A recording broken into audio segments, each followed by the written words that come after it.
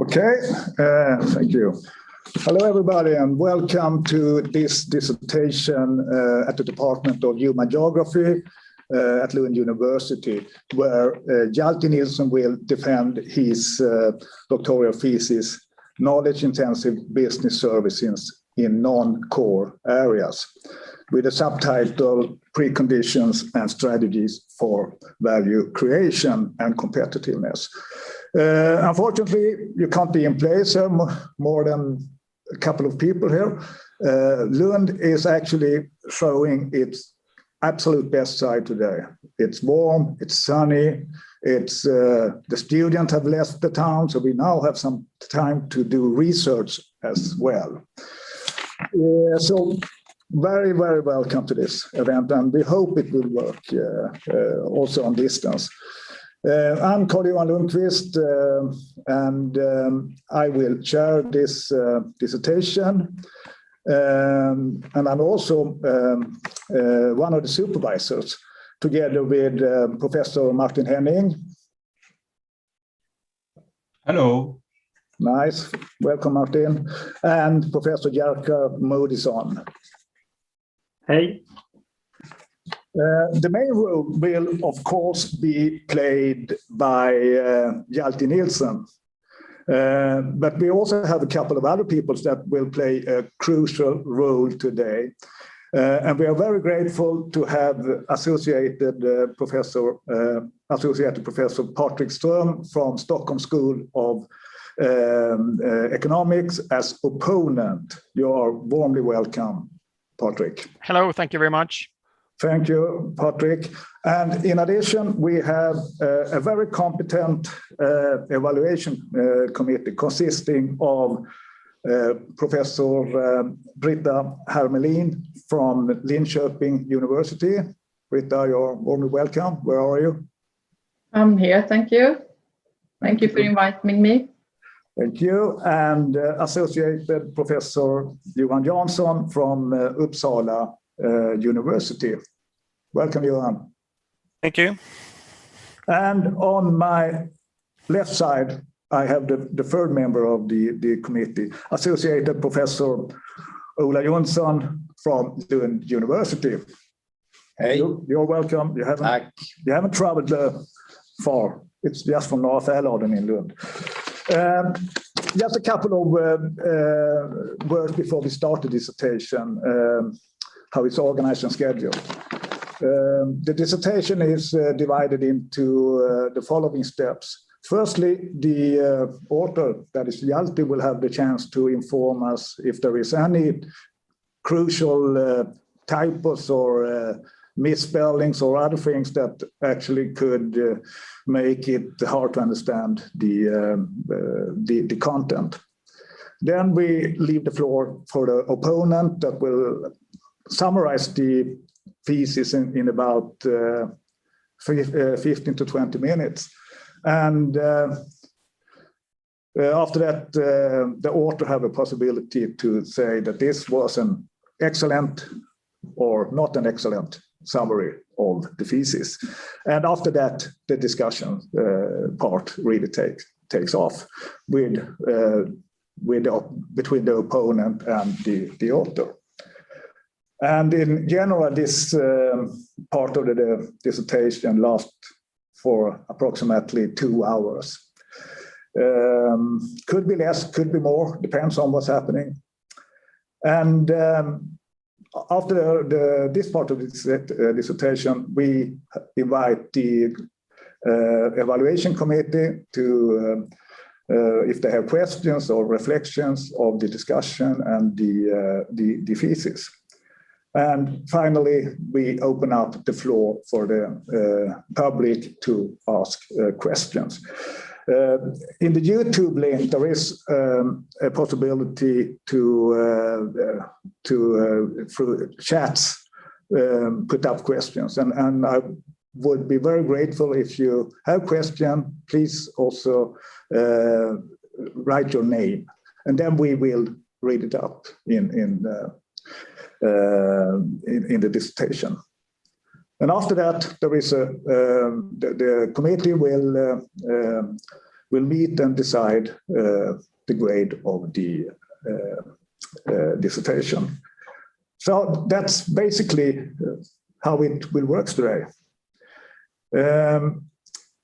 Okay, then I actually leave the floor to the author, Hjalti Nielsen, if there is anything you want to say about corrections or errata or typos and things like that. Well, first of all, thank you all for being here. I appreciate you attending my defense, along to especially to Patrik and the Betygsnämnden or evaluation committee. Apart from several misspelling that I now have seen and found and cannot change, I don't want to change anything in the thesis. I don't think these misspellings have any crucial misunderstandings involved. So no. Okay, then we leave the floor for the opponent, Patrik Ström, to give his summary of the thesis. You're welcome, Patrik. Thank you very much. I'm sharing my screen now. I hope it works and everybody can see the screen. So we all know what the thesis is about, so I will go straight into my task of going through this thesis today. First of all, let me express my thank you for being invited to act as a faculty opponent. It's a pleasure to do that. And also a special thank you to Hjalti for sharing his thoughts and putting his doctoral dissertation on my desk. It's been really nice to read your dissertation about what you have achieved during the work with the thesis as such. And I think that this area is really of great interest, not only from the academic point of view, but I think, as will be clear, hopefully in this discussion and the presentation, it's also an area of great policy interest, both from the regional level, but also from national levels, and to some degree also for supranational layers such as the EU, for instance. It's a task which is challenging, both from a methodological and conceptual perspective, and that's something that we will get back to throughout the discussion. And I would say that it's also quite nice to read your thesis in the perspective of that it's a kind of return to an old debate within the economic geography of services. So in the economic geography, there has been this debate of structural change and shift in relation to cities and non-core areas, as you describe the peripheral areas. And I would say that it is really an area of constant change. And I think it's a very interesting perspective that you take when you actually dig into some of these very peripheral areas. So it's nice to see the new take on a kind of a very classic discussion. I also think that even though the thesis is nationally based within the boundaries of Sweden, and some very local municipalities and region in the north and south of the country, I feel that this is an area that has also attracted a lot of international interest. And I think that's where you have the connection to the EU and the different policy tools that are there to actually try to build a cohesion. And I think that's something which is very clear in the recent documents from EU coming out of green growth and so on, where it's a push for the periphery as well. And I think there's a lot of countries that actually share similar problems, not only in the European context. We see that in the Canadian context, which you refer to a great deal in your thesis. But we see the similar thing in other industrialized countries like Japan. In the northern parts of Japan, the interior parts of Honshu, etc., are all struggling with the question of how to compensate for some of the disadvantages of not being in the metropolitan areas.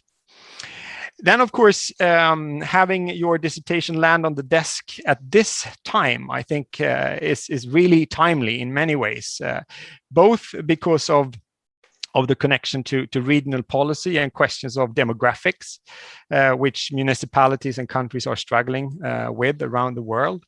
But particularly, of course, and I think that's what we're doing at this point, due to the pandemic, sitting in different places and communicating over Zoom, the post-COVID implications.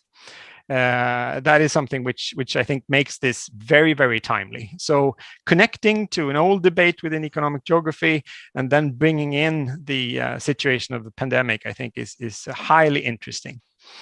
For the long-lasting implications of the pandemic, I think probably that could be an interesting avenue for taking your thesis and your knowledge and insights further when we're trying to blend some of the literature that we had before and then some of the literature that would probably most likely then come out of the post-pandemic area. So if I then start to try to bring the thesis onto the table, and I will try to give a summary of how I interpreted the thesis reading through it, I think it's very clear from my perspective that you have a rather broad foundation. You start out with the regional economic challenges, challenges which are not only there in services industries, but are there in general, I would say, for peripheral areas, and you point to that also throughout the thesis.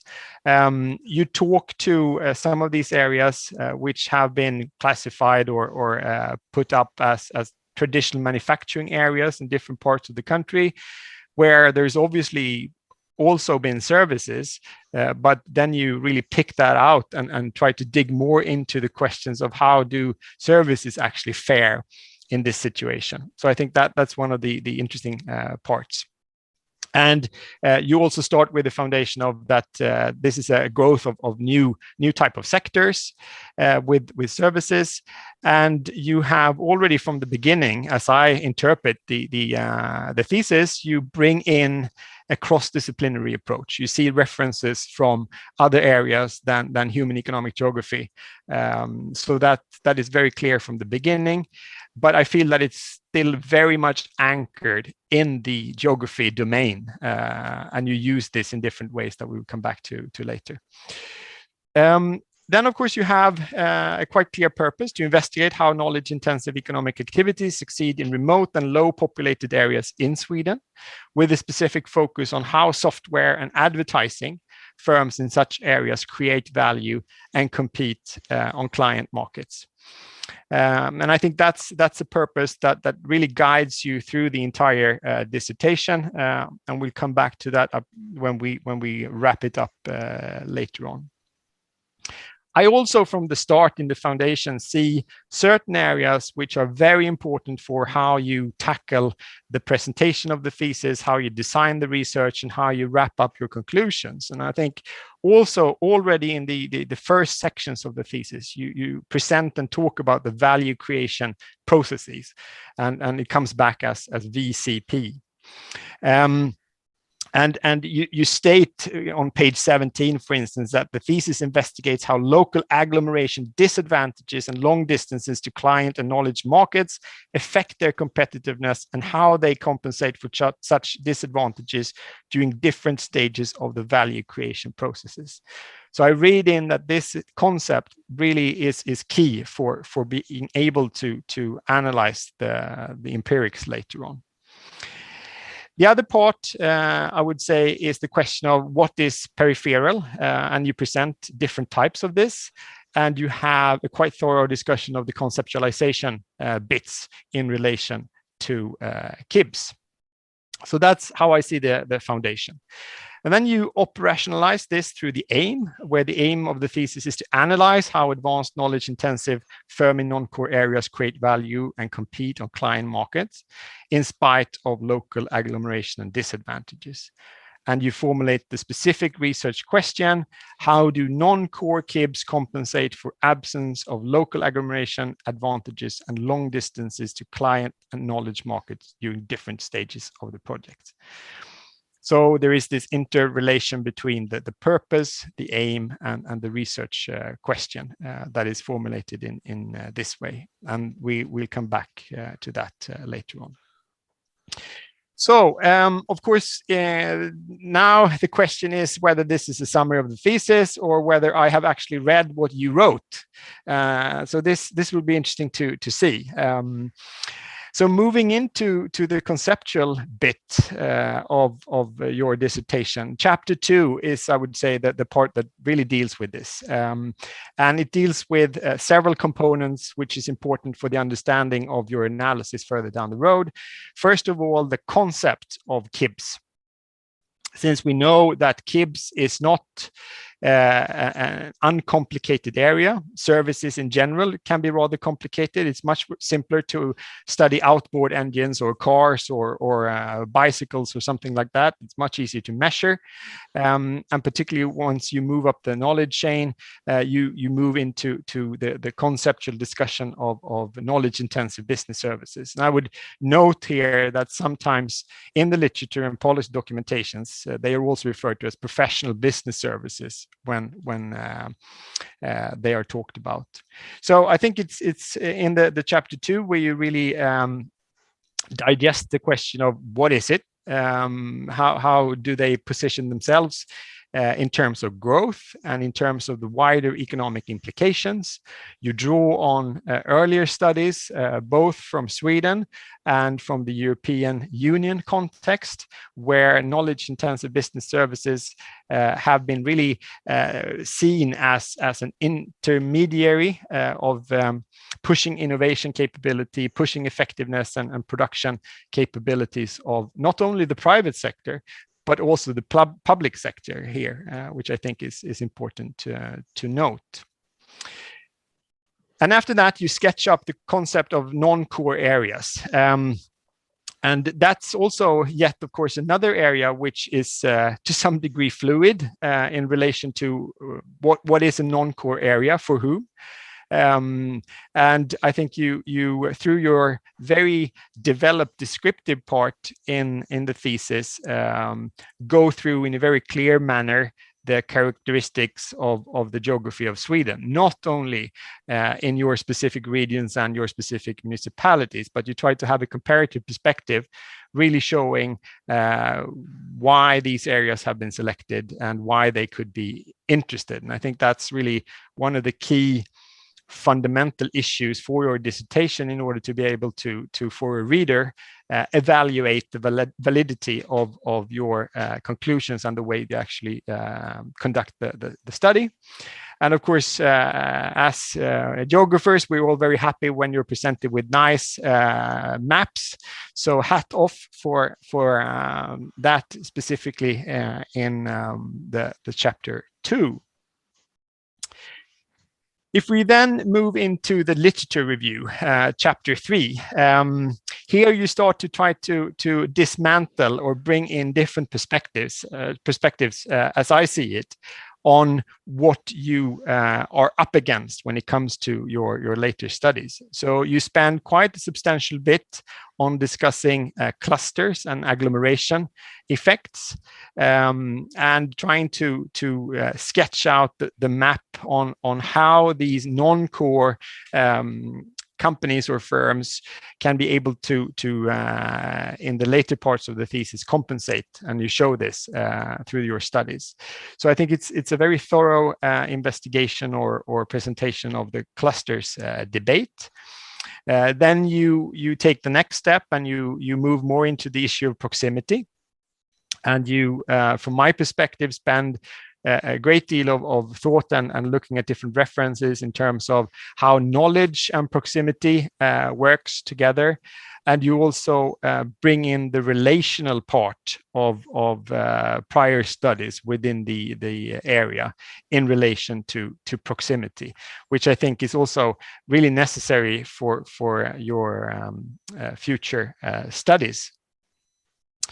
And then you try to build on the earlier literature review part and discuss the compensating possibilities for disadvantages. And here already you, in my perspective, sketch out the important parts where you will actually pick up and come back to in relation to your value creation processes. So it's a question of competence when it comes to these firms in non-core areas. It's the question of relations and reputation for these firms in the service domain. You bring out the issue of ICT. And this is something that you come back to quite regularly, I would say, throughout the thesis, the concept of ICT, information communication technology, and how that is one of the key parts in order to compensate for some of the disadvantages of being located in the non-core areas. And you bring up in the later stages of that chapter, you also bring up the concept of borrow size, which is, you refer to it back from the 1970s, and you try to put that into a kind of more modern conceptualization and how you could use that in relation to your specific study companies and study areas in the thesis. And that's also something that I would like to come back to further on. Then in chapter 4, you present the analytical framework and you really dig into the question of value creation and how this is done. And here I would say that you relate quite heavily to the service management approach, which colleagues in business administration work with, on how value is actually created within service industries. You present some important limitations in terms of conceptual and more empirical parts. And you really introduce the discussion of regional resource base. And that's also a part in the dissertation that you come back to in different discussions, the approach of a regional resource base. So how can the regions actually facilitate the value creation process that these firms can themselves to some degree, and to some part they cannot, of course, really for themselves facilitate their resource base. And you bring up the stage approach, which you also referred to quite early in the thesis, but it's here as a reader, I really meet the stage approach, and you really digest and dive into the different bits and pieces of this approach. And there you have your 3 stages. So first of all, finding and signing new clients for these non-core KIBs. Secondly, analysis of client needs and management of resources. And finally, how can these firms actually interact and deliver and implement the different solutions and value that they are supposedly being able to create throughout this value creation process approach. In chapter 5, you introduce more kind of methodological discussion, where you spend quite a substantial time and text bits on critical realist methodology and how you have been positioning yourself and on positioning the material that you have been working with in relation to that. You also touch upon the issue of time and space. And I think that's obviously a very important part, since at some point you can feel that it's a snapshot of what's happening in geography, but of course everything has to happen throughout a time perspective as well. And that's why I think that economic geography and economic history goes quite well together, when you can actually look back. And then of course it's a question of how long do you have to look back in order to call it history. But I think your discussion on issue of time and space is really important here. And you take up the importance from your perspective about context and the abductive approach that you're using with. You're trying to understand the context that you're working with, and you're moving back and forth in the parts of your studies to be able to handle that. And you also very clearly say that it's not a question of testing theory. That is your aim from the methodological point of view in this thesis. And you show this schematic diagram of the coding process. I won't go into detail of this figure 3, but I will come back to it a little bit later because I think it's one of the guiding frames or the roadmap on how you will be able to present the data based on your analytical scheme and your literature review. And you also in this chapter talk very extensively about case selection and fieldwork. And I would really, I really appreciate your very thorough and very transparent discussion on the case selection and the fieldwork and some of the considerations that you actually have been able to or needed to do in order to move ahead with this type of in-depth qualitative work that you're doing in this thesis. Then we get into the findings in chapter 6, where we return to the core analytical aspects. And here you combine and show the results of the companies and the fieldwork that you conducted. You bring in and you go through in a methodological way the different companies and the different regions in relation to these stages that you presented. And from my perspective, this chapter, of course, is very, very thick in terms of results and key findings. And again, I think it's applaudable that you are very transparent with your empirics. For those of you who have read the dissertation or seen it, you see that it's not only the dissertation part, but it's also quite an extended appendices part, where you could dig into some of the empirical statements that you show the reader in these different areas of the stage approach. But I would say that the key findings here is on the value creation process, that it seems to be able to compensate for some of the disadvantages that you actually show the reader in the literature review. You show that approximately more than 70% are extra regional clients, which is striking, I think, for connecting to the literature review, where we have been very used to seeing that it's a tough situation for companies outside the metropolitan areas.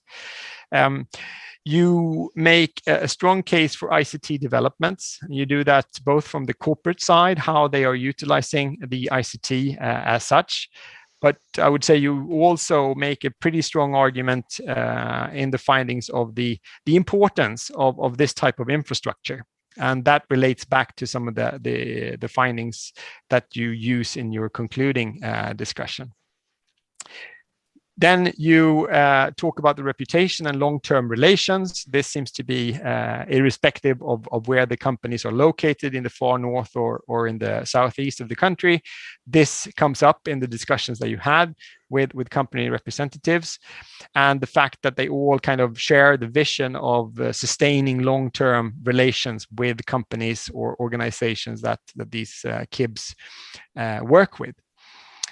You present the low labor turnover, and you present that, or at least the companies present that, as not necessarily a bad thing if you're a non-core KIBS company, but it can actually work in your favor, which is an interesting finding, I think, which we will talk more about later. And you make a clear case of the importance of returnees. And you refer to some of the early work that has been done in this area on the international level. People who have been in the US coming back to India, for instance, or in other developing countries, taking home both connections, but also experience and an understanding of the specific industries. You show the importance of a physical visit. Despite being at long distances, it seems that we cannot really live without the physical visit. We can do Zoom and we can do Teams and all of that, and we can send stuff through emails. But it's clear from your respondents that they need to chip in sometimes in a very precise and smart way. And you also then come back to the key area of core and non-core, and you state here and there, based on your empirics, that it seems not to be that big a difference between the areas in Malmö that you use as your reference point, being a kind of not the capital area, but the metropolitan part of the Swedish economic geography. And that's I would say an interesting but rather bold statements from some of these firms that you have looked into. And then finally, the conclusion part in chapter 7. You try to wrap this up through discussing the transformative pressures that is going on through the growth of ICT and how these non-core companies, non-core area companies try to position themselves within this, how they work with the question of temporary proximity. And you do this not only by showing that these companies travel and then they go back and forth in different stages, but I think you also here try to push the argument of temporary proximity in relation to the conceptual framework and debate. And you return to labor turnover as a key advantage, actually.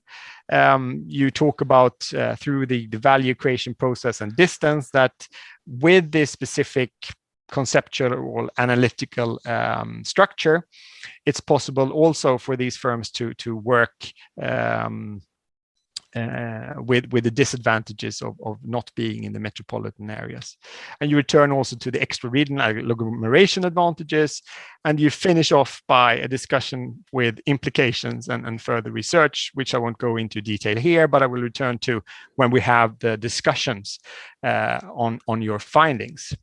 So with that, I will end this part here of the summary, and I'm of course very anxious and excited to see whether this was actually the thesis you wrote, the one I read, or if I misinterpreted your plan.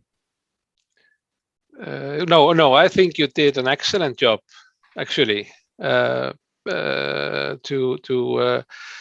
summarize, the book, which is not easy to do. The only thing that I would just add, small thing but important, is when you talk about ICT, which I obviously highlight quite strongly in the thesis.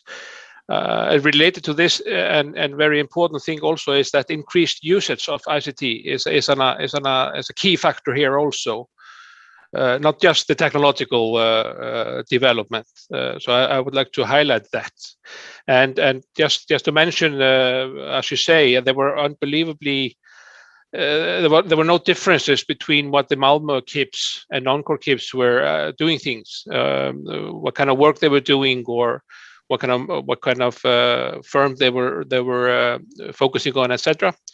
Apart from the location of clients, that was a huge difference. Like you mentioned, there was over 70% of all clients, up to 100% even in several cases of the non-core KIPs were extra-regional clients, while there were 70-75% of all clients in Malmö KIPs were local. So this was the only main difference, but there was also, as you mentioned, the difference of labor turnover. Labor turnover is usually more frequent in large urban areas than in the non-core ones. So apart from that, I think this was an excellent job. Thank you very much. Great, my pleasure. Okay, thank you both. Thank you, Patrik, for an excellent summary here. And but now the tougher part of the dissertation starts with evil questions or discussions from the opponent, from the opponent, and the possibility for Hjalti to actually explain how things really are or not. So please, you two are the main character of this room now. Okay, perfect. Then we return to discussion points and move into the parts where we can hopefully spend some more interaction. Of course, I prepared and I have a lot of questions, and probably depends on how the discussion goes that we can move in certain directions. But we'll see. I have no intention that we have to go through all the PowerPoint questions, but rather finding the important ones. But we'll see whether we'll jump a little bit around the different areas. Let's see here. So, being an opponent at this stage is demanding in the way that there is no time for wish lists, which you can have at the final seminar. This is really the real deal. So asking questions that maybe you can do this or maybe you could do that, this is not really on the table. Here, it's focusing what you have done and how this dissertation stands with all its pros and all its cons and all its contributions to the field that we're in. So that's what I'm hoping that we're going to do. And to focus on the implications of the study that you have done over the years here, Hjalti. And the lasting legacy of your work. So once we've closed the Zoom window, and the book is there. What can you take with you from this? Are there any avenues for further research or interesting areas, both for the academic side and the policy side? That's what I'm hoping that we could reach in our discussions and in conversation throughout the afternoon. So in terms of the foundation, I just wanted to ask you whether you could actually elaborate a bit more on the connection between the purpose, aim, and research questions, because they're quite similar in a way, but in the end, do you fulfill your purpose, or do you answer specifically to your research question, or how do you see the interrelation in your mind when you develop this connection? Well, I as you mentioned in the beginning, I start quite broad. You know, I start to paint out the problems for non-core areas or peripheral areas, and one of the main problems is introduction of new type of economic activities. Yeah. I mean that is the challenge, yeah, to introduce new type of firms and such. So I try to position myself in that kind of economic activities. You know, new economic activities, and these are, you know, you usually refer to as knowledge intensive economic activities. So I try to frame me within that kind of studies, because that is I mean there we have a lot of literature on KIPs, but I also want to make use of more general literature on knowledge-intensive firms. So that I try to position myself there. Yeah. But in order to go into more detail, I focus on the KIP sector. You know, so I try to connect. I mean, connect this sector to the broader knowledge-intensive firms sector or part of the economy. Yeah. And I think that KIPs represents an appropriate sector to study, because it's so much. Well, in theory, it's positioned so strongly in large urban areas. Yeah. Leaving these kind of activities kind of almost impossible in non-core areas. So it's that's how I go down. You know, that's how I see it. Yeah. Perfect. Thank you. And then when I started to read the thesis, and I said you mentioned quite early the different stages when you relate to the value creation process, and you state that in different areas. But was that clear from the beginning how you would see the stages in relation to geography, or how did you create that mix in your thinking about these? Well, this is one of the things that developed over time, actually. I mean, when if I can jump into the fieldwork, I mean, when I first visited these firms, there were several things that I was quite surprised actually to see. For example, you mentioned the market share. That was one thing that was of surprise. I expected them to have some extra regional clients, but not 70+%. No. And also, what was in relation to this was actually that the importance of physical proximity or face-to-face interaction was much less than I expected, which indicated differences between different stages of project. So this is how it came about, and the end product, in the abducted character, it represents what the results that I got early on in the research. So that influenced the project stage, different project stages. All right. Yeah. Then I see.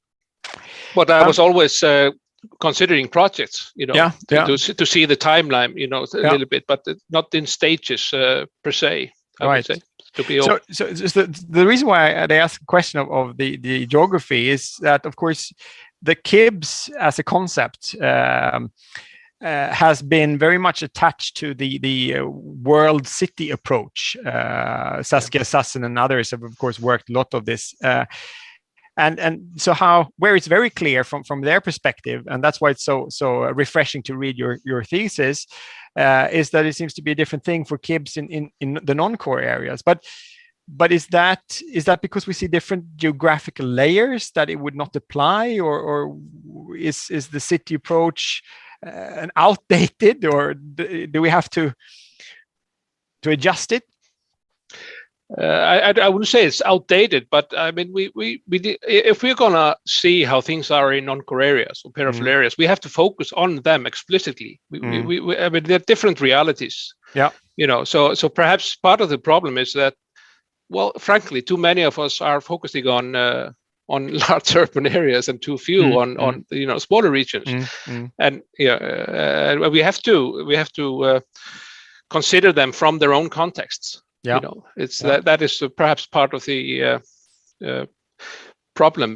We here put this in hierarchy, in our field, especially in our field, I think. We'll come back to that probably later on.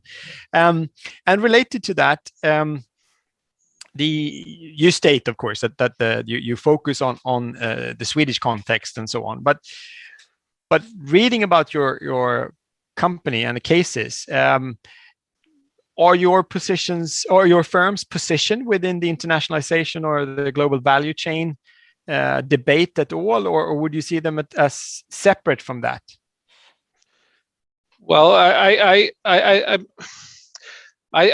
focused on the national perspective. I mean, and almost all clients are national, but in some cases they are international, and I think there's a connection.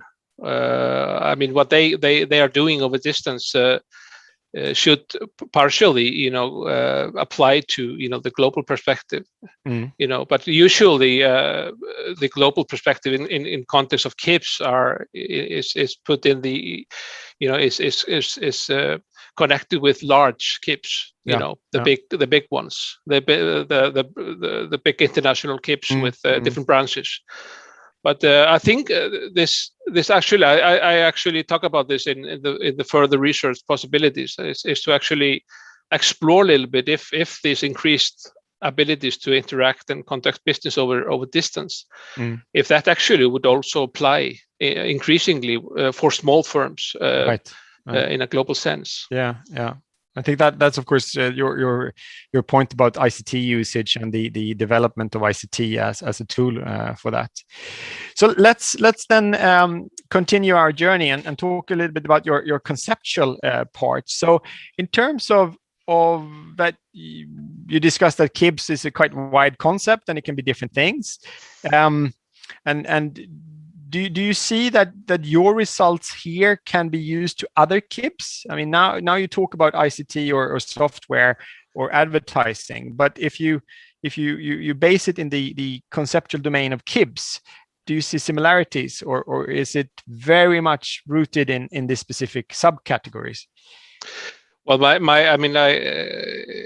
my research is only on software and advertising KIPs. So I mean, I would be careful to generalize over all types of KIPs. I mean, there are different types of KIPs, and but the literature tends to talk about KIPs in general. Yeah. But I would be careful actually, and I would suspect that there might be some differences between types of KIPs. For example, more engineering-based KIPs focusing on product services, manufacturing services, etc. They might have a little bit different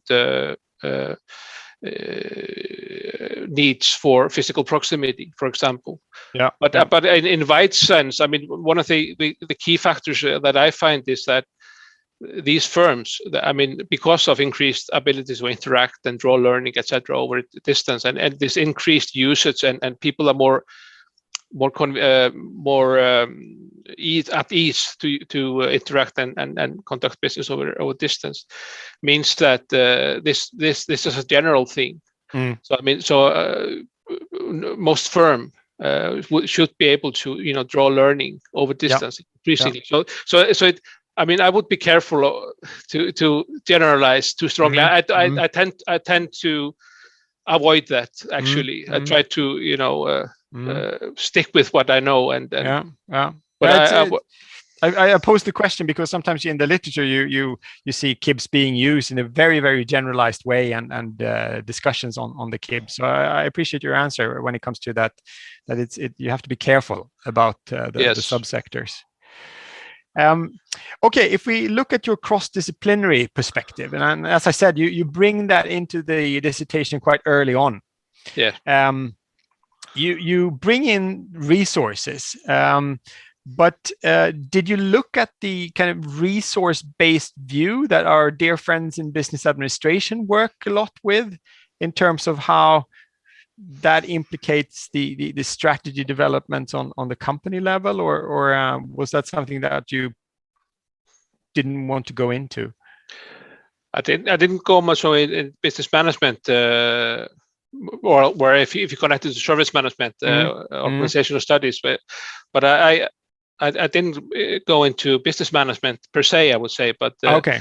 But I mean, I use the service management literature. I mean, in terms of how they view resources. I mean, they view employees as resources. They view clients as resources. Yeah. Relationships as resources. Reputation is a resource, which is I think a bit different than the field of economic geography. They don't per se use these concepts as resources. No, but I thought it was important to draw that in from service management literature. How they view resources. I thought that was relevant and of importance. I think that I mean. My impression is that economic geographers and geographers in general are quite good at looking into other disciplines, or looking over the fence, so to speak. And sometimes the looking back from other disciplines might not be as much. But what we've seen for international business, there has been more kind of collaboration and bit of back and forth across the disciplinary boundaries. But what would you say to disciplines outside geography in relation to from what you learn from the conceptual base? What could they actually take away as key benefits from the geographical point of view, say the service management people? Well, I think that you could add a geographical dimension to these processes, and this is what I do. I mean, the service management literature it helped me to divide projects, value creation processes in different stages, but the service management literature does not have much geography in it. So I think it would be relevant to add some geographical dimension to that. As I argue that value creation processes have different geographical connections, so to speak. For example, when you build relationships in the beginning of projects, which is very important in the service management literature, you actually avoid or you through building good relationships, you don't really have to meet so much after that. For example, that is a geographical dimension. I think that would be, and of course, I mean, geographers, we emphasize context, and that place matters all the time, and this is, I think this is being used quite a bit in other disciplines as well, Yeah, I think it's something which I encourage. I think you should interact based on your findings with the service management people. Speaking about place, and that was something which I thought about reading your thesis on the issue of core and non-core. Now you look at Malmö as the kind of reference location. Do you think it would be different if you would have used a capital region rather than a metropolitan region? Say if you would have used Stockholm. Again, I can't really say, but it might have been probably the biggest capes in Sweden are located in Stockholm, and it actually in hindsight, it might have been more clever to focus on Stockholm actually, especially because most of the clients of the non-core capes are there as well. Oh, they're in Stockholm, yeah. But I had already visited the firms in Malmö, so that was, and actually I actually thought that the Malmö capes would be more connected with the greater Copenhagen area, which they belong to, and it's conceptualized as Öresund's region, and but they really didn't have any clients there. So, no, that's why I came to think about it, because I had a similar perspective. So, but then I thought maybe what have happened if you had looked at the capital region, even if of course Copenhagen is a capital region, which brings us into the question of periphery for whom. Are we speaking about the functional, economic, and political? Because from a distance point of view, and I think that's where Malmö and Copenhagen gives, and what you just described is a good example, that you just being close to something does not necessarily mean that you're integrated into it. That still you either you have your own part or you're focusing towards Stockholm. So the question of periphery. For who is it periphery parts? I mean, in relation to the companies that you met. Could you elaborate a little bit more? I'm not sure. Do they see themselves really as a periphery in the sense, or do they see that from a functional or economic point of view that they seem not to be very non-core or periphery? Well, they are aware of the challenges. Living in your non-core areas or peripheral areas, there are challenges. They know this, and but they. I mean, like one of the interviewees said, I mean, this is just the reality we live with. We just have to accept it, So they when they have to, visit clients in Stockholm, that's just what they do. They don't complain about it. So, but I don't think they view themselves peripheral. I mean, I don't know. I wouldn't know how to actually frame that, but I mean, we are all, influenced by our local, environment, and now I'm in Oslo, but I don't feel more connected to people here than I do in the municipality I live outside Oslo, for example. I mean, I'm not sure. This must be a very personal thing, but but at least these firms in Småland or Kalmar and Norrbotten in North Sweden, they didn't act like they were peripheral. Okay. They just went on and did their business, and they succeed in doing so. So I mean, I didn't ask them, do you feel peripheral? I wasn't really. No, it's interesting. Maybe come back to that when we talk a little bit about things later on. So let's go into the literature review and your analytical framework. Well, I posed this question to myself. What is the combination or difference of the literature and the analytical framework? Could it be part of the same thing, or why did you choose to have a rather separate literature review and then a rather separate analytical framework, which... Well, we discussed this quite a bit Okay. in the team, and up until recently, it was a one chapter, but it was a very long chapter, you know. Okay. And Okay. we were always trying to, you know, to make this as readable, you know, as possible, you know, break up the Yeah. text, etc. Yeah. But there's a clear connection. I mean, it is it could be a one chapter, you know. You know, because I build up. I mean, in the conceptual chapter, which is called the literature review. I mean, Yeah. I try to paint up the big picture, what is, you know, most usually the case, and then I try to go into, you know, the possibilities, and then how which leads to how I analyze my cases. And but I decided in the end to break it up to just, you know, for the reader to pause a little bit and start, you know, so it's for clarity, I would say. Yeah. Then I know the thinking, because I was when I read it, I was under the impression that the kind of analytical framework, as you label it, that's where you have probably more the relation to the service management parts when you digest into the value creation process, and it could almost be kind of a theoretical framework altogether. So, but then I understand your positioning. Yeah, precisely. I it could be a one chapter, but it would be a very long chapter then. But it's very connected. I mean, this is the challenge when you're, you know, as you all know, I guess. I mean, when writing a book, you know, it's such a long text, you know, to hold on some thread, but make sure that people can actually read it, you know. Yeah. So. And then to a little bit of a tricky question in terms of the literature review. I do miss some service geographers going through your reference list and looking at the different methodological parts that you work with, the KIBs as such, the core, non-core, management, the questions of regions, economic integration.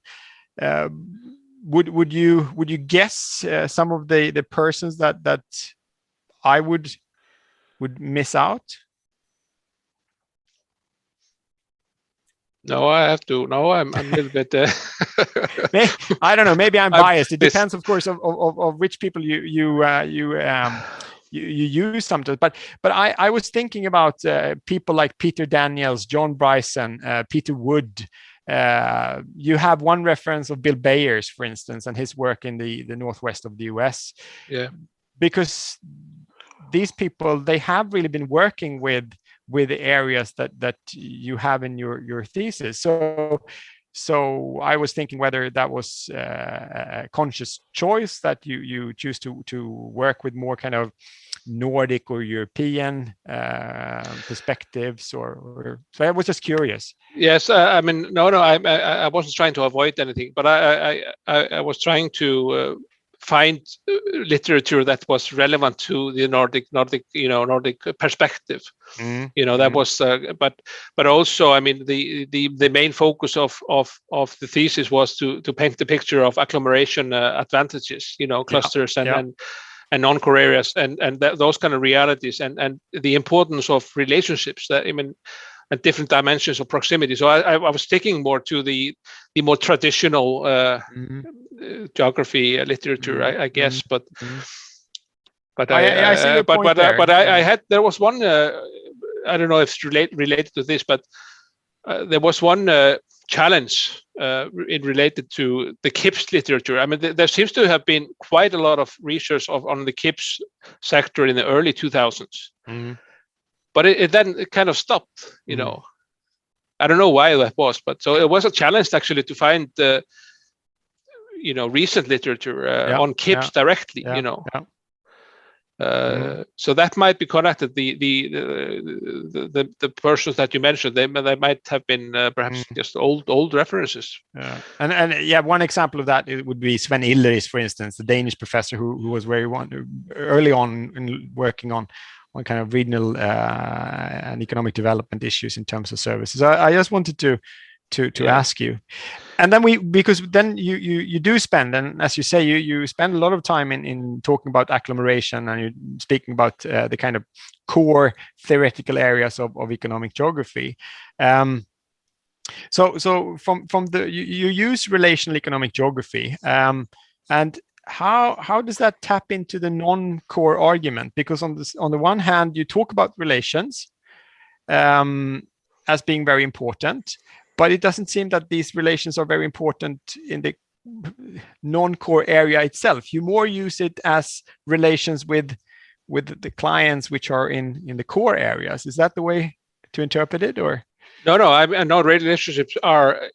This is like a common factor with the KIPs and also with the local clients of the non-core KIPs. But I mean, I guess it just painted out like this because most of the clients are extra regional. Yeah. So, but I was connecting this to that relationships. I mean, good relationships actually facilitate or enable interaction over distance, and this is a key factor. If you create relationships at the beginning of project and you conduct a thorough analysis of the needs or the problems that the clients have, then actually these relationships of trust, if you will, they facilitate the interaction over distance. So this is obviously a key factor for the competitiveness of the non-core KIPs.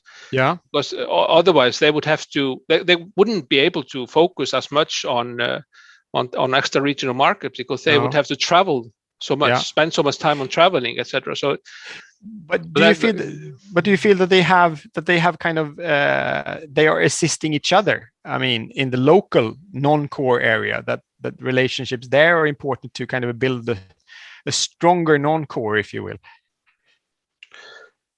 Specifically, I mean, I was not really.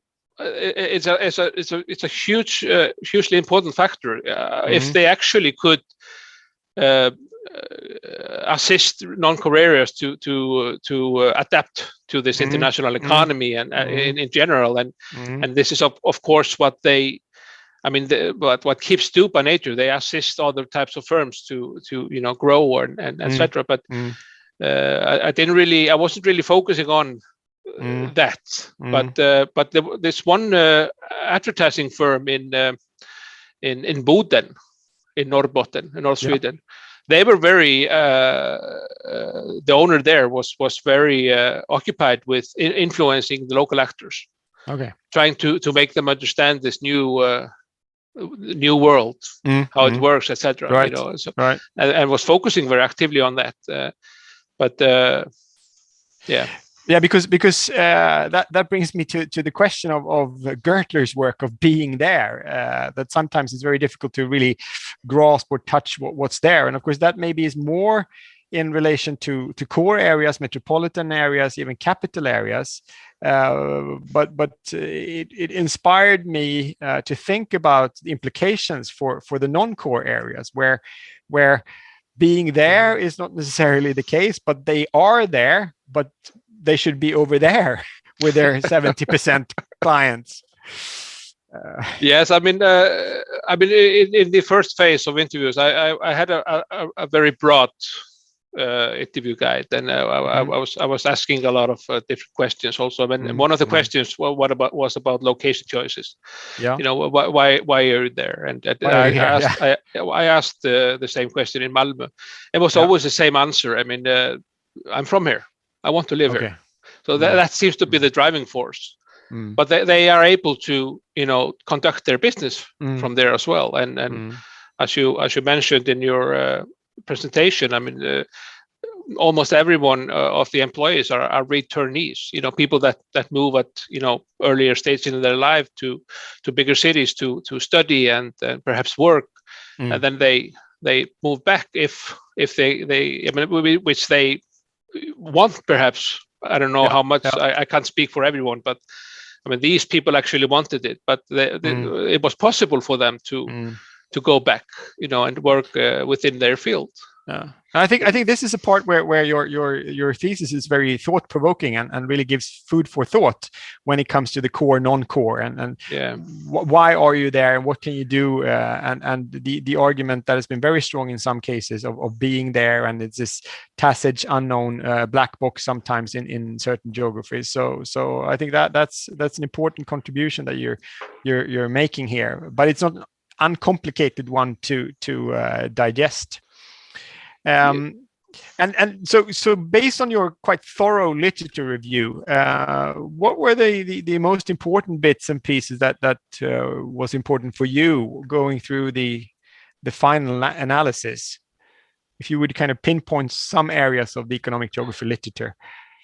Well, I mean, the key factors that I tried to make clear in my text, at least, is that I mean the key to understand how these kind of firms operate or are able to create value on markets is to focus on how they compensate for local disadvantages and long distances. So this was the key operational factor, when I was writing the literature review or conceptual background.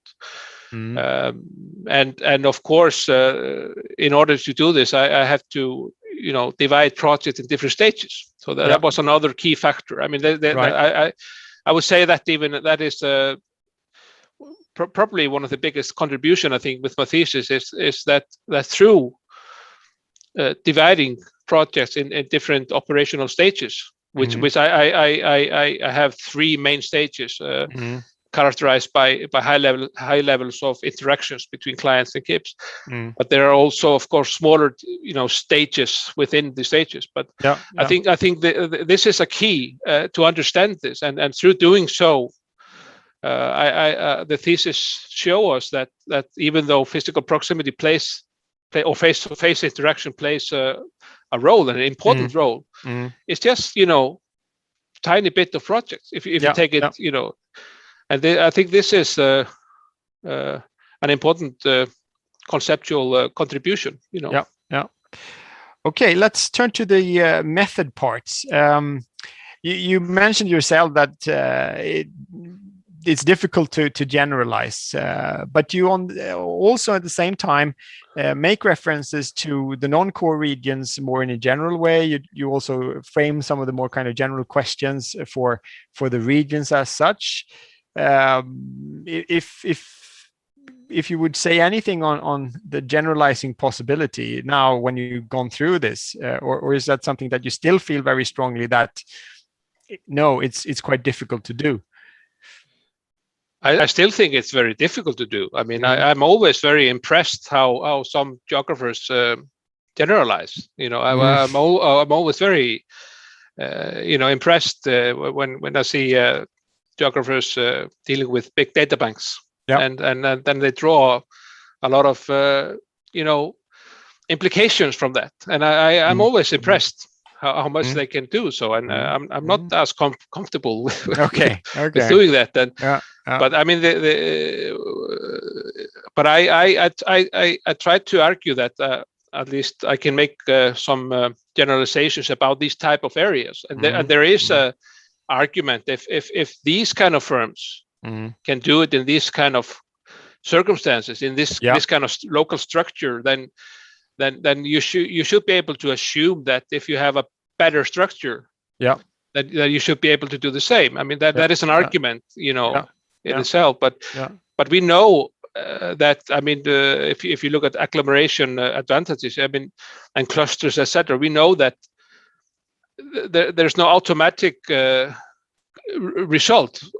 Success if being located there, is not enough. There has to be something else as well. So structure is not just enough. No, and given. Yeah, given. So, but I mean, I as I say, I try to be careful, not to step on any toes, etc. No. But similar regions, with obviously regions with ICT infrastructure and even logistical infrastructure, the typical infrastructure, transport infrastructure, and similar economic system, political system as the North Europe, which is the area that I know a little bit of. That this would apply, to these kind of areas. But I want to. Even though I feel that this should apply to everyone, I didn't test it. I didn't. No. Speaking of testing, I was also curious reading this, and you alluded a little bit to this earlier. But reflections and preconditions for your interviewees and the people that you actually talk to, were they very happily to share their thoughts and experiences, or was there any bias that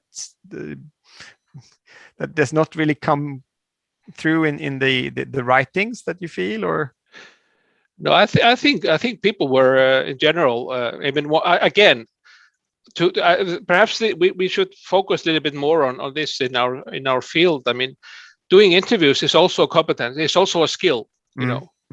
So you just you have to and ask him to reveal a lot of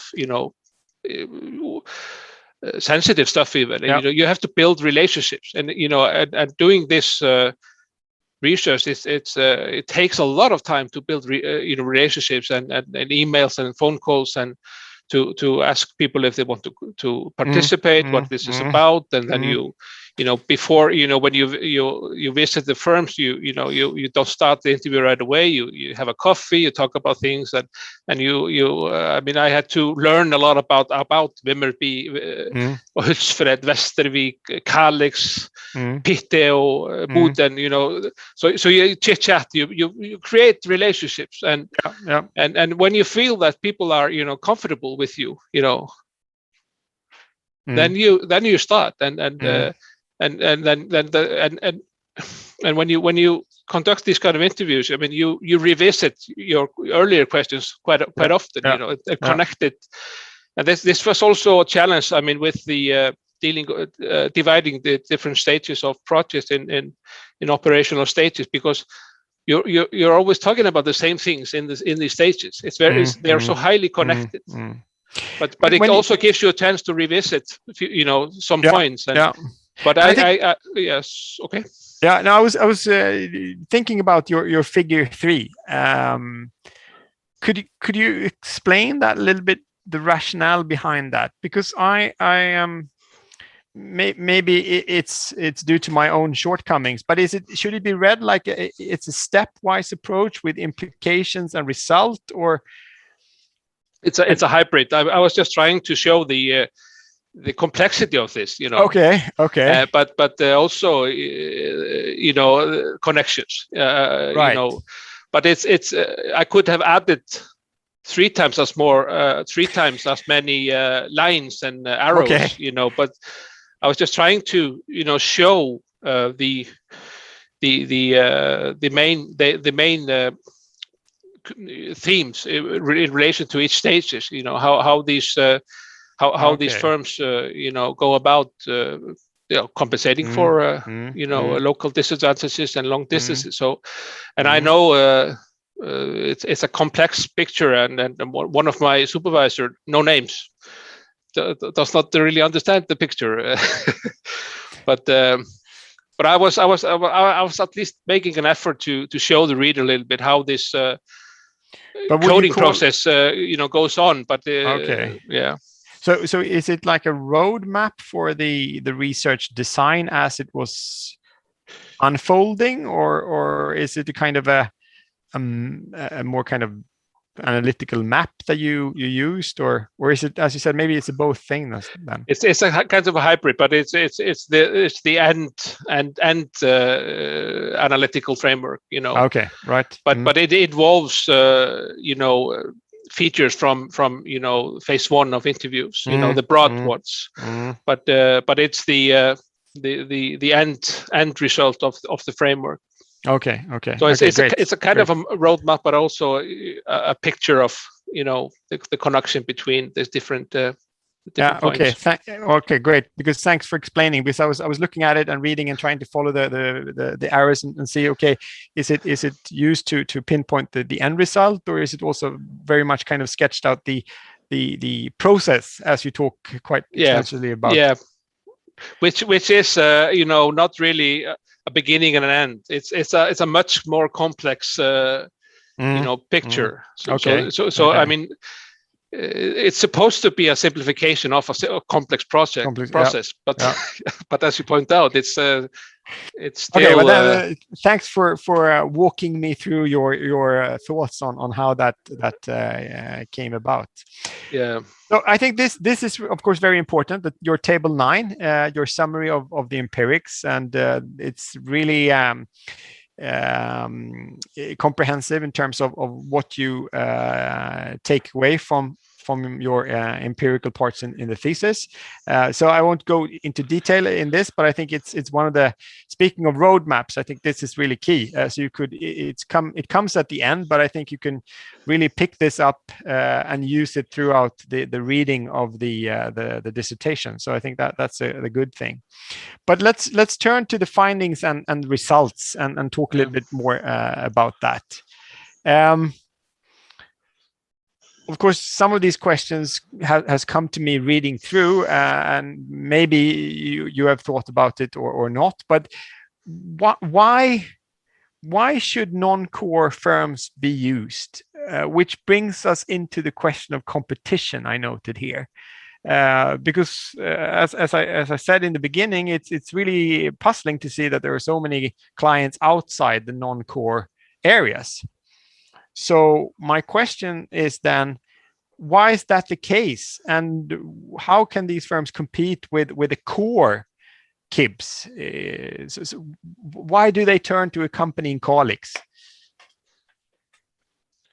As I say in the text, I mean, these non-core KIBs or the KIBs in general, they receive new clients through reputation, through client relationship. It's clients that connects to them. They call them and ask them to, if they want to collaborate on projects. So it's a reputation that is a key here. So I'm not sure that the clients which receive, like if there's a client firm in Stockholm, and it receives from his friend across the street. I was working with his firm in Kalix. I don't think that they see Kalix as the important thing here. It's what is important, that they delivered good work. So that is I think the first thing. But in relation to the first part of your question here, why do these non-core KIBs focus on extra regional markets and how that relates to competitiveness? I think that is an important question, because if they want to grow, if they want to be able to focus on more types of clients, etc., and therefore increase their competitiveness, they simply have to focus on extra regional markets. So that's the reason why they focus on extra regional client markets. So they compete really without knowing that they are competing against core KIBs. But you mean that through the reputational dimension, that they can actually pick up and compete against these core KIBs? Then that's the really.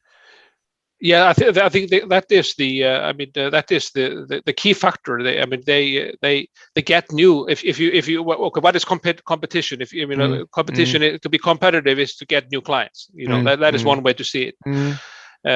On same client markets, and the key factor here is that if you do a good work in the past, you are more likely to get new clients. And but I don't think they are in particular aware of the other KIBs in big. I wasn't really focusing on that, but it didn't really come up. They're very client oriented, and because client comes to them. I mean, they don't advertise their services other than in social media, etc. But so that brings us into the question of management. I mean, it seems to me at least that since they are relatively small companies that you looked at, and it seems that also the founder is really key. Do you see any? I mean, within service management, apart from the process, of course, the pure management style and approach is very important. Do you see similarities there between the firms across the sectors and across the geographies? That it's the same type of dynamism in the management setting? I would say so, yes. There was surprisingly little difference between the firms in Malmö and in the non-core areas. Perhaps in the interviews, I mean, because we were always dealing with how to conduct or interact over distance. That was a key factor, of course, with the non-core firms. It was emphasized more, in the interviews there, the core importance of creating good relationships.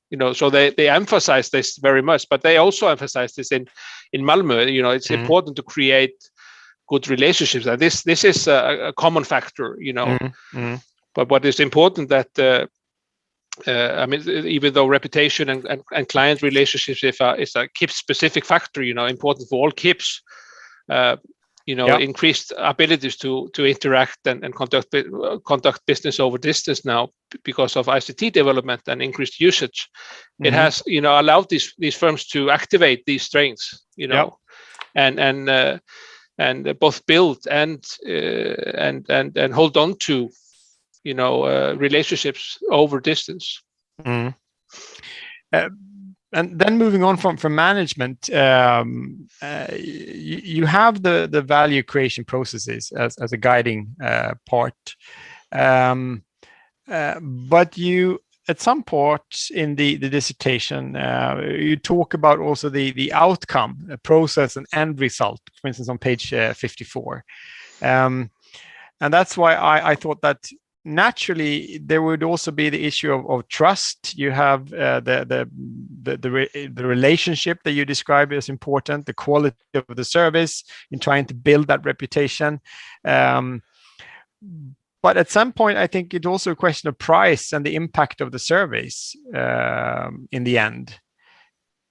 And for the companies as such, of course, they need to make money. So how that was something that I didn't really see that much in the discussions that you had with the firms, but how are they doing? Are these firms doing quite well, or if we return to them now, have they ceased to exist? And I think this connects to your discussion on the time and space dimension in relation to core and non-core. Well, I actually I've been following these firms, not perhaps systematically, but I visit their homepages, and they're all around. Okay. And 5 of those are with the same number of employees, but 3 of those have grown actually considerably in terms of employment. Well, I mean, one of the things that I asked in when I first visited these firms, I mean, how they actually compete. I mean, I asked if they were competing in terms of prices. And that was just a simple no. Okay. But they said perhaps in the absolute beginning, we when we were developing ourselves, they gave better prices. But this was also the Malmö KIPS, and they actually said, I mean, my interviewees that the clients that are seeking services are in dealing with their identity, their brand, their image, etc. They are much more looking for quality than prices, and they actually said that if they come around with clients that are seeking less prices. They really don't want to work with them because it indicates that they don't really understand this. This type of activities. So they were very clear that they don't compete on price levels. I mean, sometimes they're, in these competitions for example, public organizations, they have these competitions on projects. Yep. And sometimes they have higher prices, sometimes they have lower prices. So it's but there was no general rule. They are lower in prices as a general rule.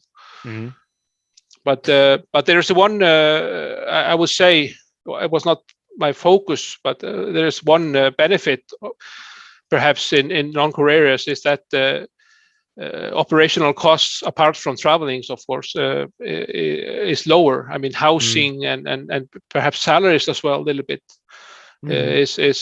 can be a little bit lower in non-core areas. Yeah. So I think that there are potential, lucrative money-making possibilities there. But I've visited quite many firms in non-core areas throughout my career, and it seems to me that both implicitly and explicitly that people living in non-core areas, they're perhaps a little bit less occupied with becoming rich. I don't think they have anything against money or anything, but or making money. But I feel that there's more pressure, to grow and increase productivity between years in the big cities than smaller ones. But this is a little bit of a feeling. I haven't systematically. But it's interesting that you mentioned that, because then going into the question of labor turnover, recruitment processes that you talk about, and infrastructure, if we include both ICT infrastructure, but also physical roads and air and train travel. This was the part that really surprised me, and reading through your empirical bits and the statements of these respondents, it kind of puzzled me. And you alluded to that you were also in the beginning not really expecting this type of results. So can we trust them, or are they telling the fairy story of everything is nice and good in the periphery, and that's why I wanted to raise the question, of course, whether these companies are still there, if they still make money, and the relation to their business. So because this is it is really a surprising, but at least an interesting find that you have here, and it comes back in all these areas. I would say that you present it as a problem, but your data says that no, it's fine, it's not a problem. So I just wanted to. Yes, I mean, I'm obviously looking at firms that succeed, and I had a selection of firms based on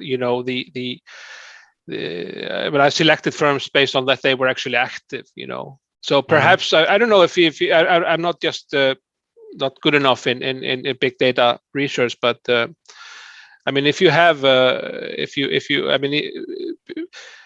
if you're registered as a firm, and you are registered as a software firm or advertising firm, but you're not active, you're still in the data, right?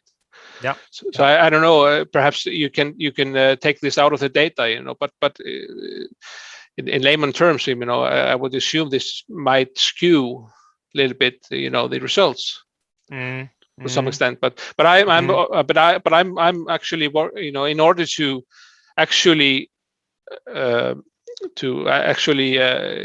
explore how these firms are able to do this.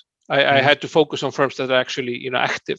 But in terms of if we can trust them, how can we trust all the data that are in the data banks? I mean, this is a common question, I think. So it comes down to how you frame the questions, the interview guide, etc. How and what kind of questions you are asking. I wasn't really discussing their feelings or how much money they make, etc. I was just plain out questions, straightforward questions, where their clients were, etc. And actually, I actually looked quite a bit on their homepages, and they have a list of clients, Right. So there was I spotted no reasons to to not believe them. For example, the advertising firm in Vimmerby, which is according to him the center of the world. I mean, they are one of the main suppliers for Husqvarna, which is an international international firm, and so and there you have the connection to the global value chain, I would say then. Exactly. Yes, perhaps, but I think they are mainly focusing perhaps on the Swedish market. But I don't know if you guys have heard about the robot grass cutters. Yeah, they introduced that first. They took care of that. Reclam. Yeah. But it's also a matter of perspective if you want to trust people or believe people, etc. But if you check all the factors as well, and then I get the conclusion is that they're not lying, But no, I was just thinking, reading through it. I mean, and as I said, if you pose a problem and the data says that it's not necessarily a problem, but then going back to the literature review and your conceptual framework and the works has been done, that if you how do you really get new influences? Of course, you can look at ICT and YouTube, and you can check Google, and you can attend webinars and so on. But if you don't get new people in, and you kind of have a sustained recruitment process, it seems at least that it is challenging. It is. I mean, as expected. I mean, the challenge first and foremost, I would say, has to do with competences. And this was obviously a challenge, especially in the beginning. But in a rather short time, they were able to recruit. But the key factor in this line of business and these kind of firms is that they are constantly learning. They have constant learning processes. This is the name of the game in this kind of area, and I would actually say that this is the second most important contribution, I guess, is related to labor turnover or the fact that employees stay very long with the non-core KIPs, and it's twofold. And my thesis, it supports previous work that points out that when employees stay long, they gain experience-based competences, under the condition of constant learning. Yeah. So over time, organizational competences grow. That is one, and I support that. But what I add to this, I think, is a very important dimension, is that when employees stay long, this also means that relationships between the employees and the client also become long-term. And this is a key factor because as is conceptualized in the literature, especially the service management literature, is that if the relationships are good, then the value creation is likely to be better. The quality is likely to grow or be better in line with better relationships. So and this is my interview is they highlighted this, that when some process takes place over half a year, 1 year, 2 years, 3 years even, and they mean that the client strongly appreciate that when they return, they can always talk to the same person, and relationships between KIPs and the client aren't between the firms per se; it's between employees in the firms. Okay, yeah, that's an interesting. So this is a very important point that when clients return, they talk to the same person which actually knows their firm, what they do, their client base, etc. They have the relationships, and this actually facilitates and enables them even further to interact, sensitive, tacit knowledge more over distance. So this is a key factor, and I would say that contributes to the labor turnover concept, and this has a counterweighing effects to the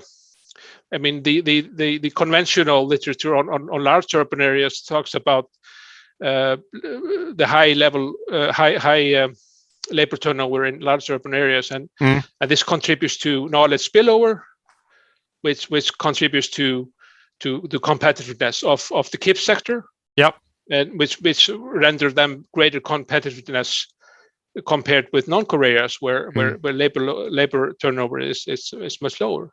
But this actually, I show a different angle on this issue, that it actually has counterweighing effects. So I think this is important, I think.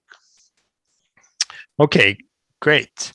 So let's get into the final parts regarding conclusions and implications. And I put up the aim and your research question up there in the corner for guiding us through this bit. So first of all, coming back to your starting point, the preconditions and strategies. And that connects to my second point, whether it's chicken or the egg problem. Is the company there being physically located there the first part, or do you have compensating factors that needs to be in the parts already existing before the company really can take off? So is it preconditions or strategies? Or is it 50 or is it 50-50? I don't want to put a number on it, but it's both. You both have to have.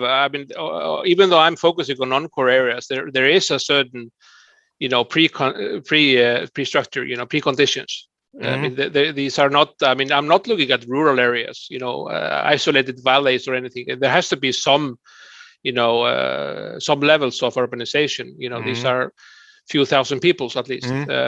So there's some client market, some competence market, etc. Yeah. So this is important, but the strategies, or the agency part perhaps, is crucial. Of course, you have to conduct your business in a certain way in order to succeed. Yeah. So strategies. In this, the KIP sectors are important, and I try to highlight this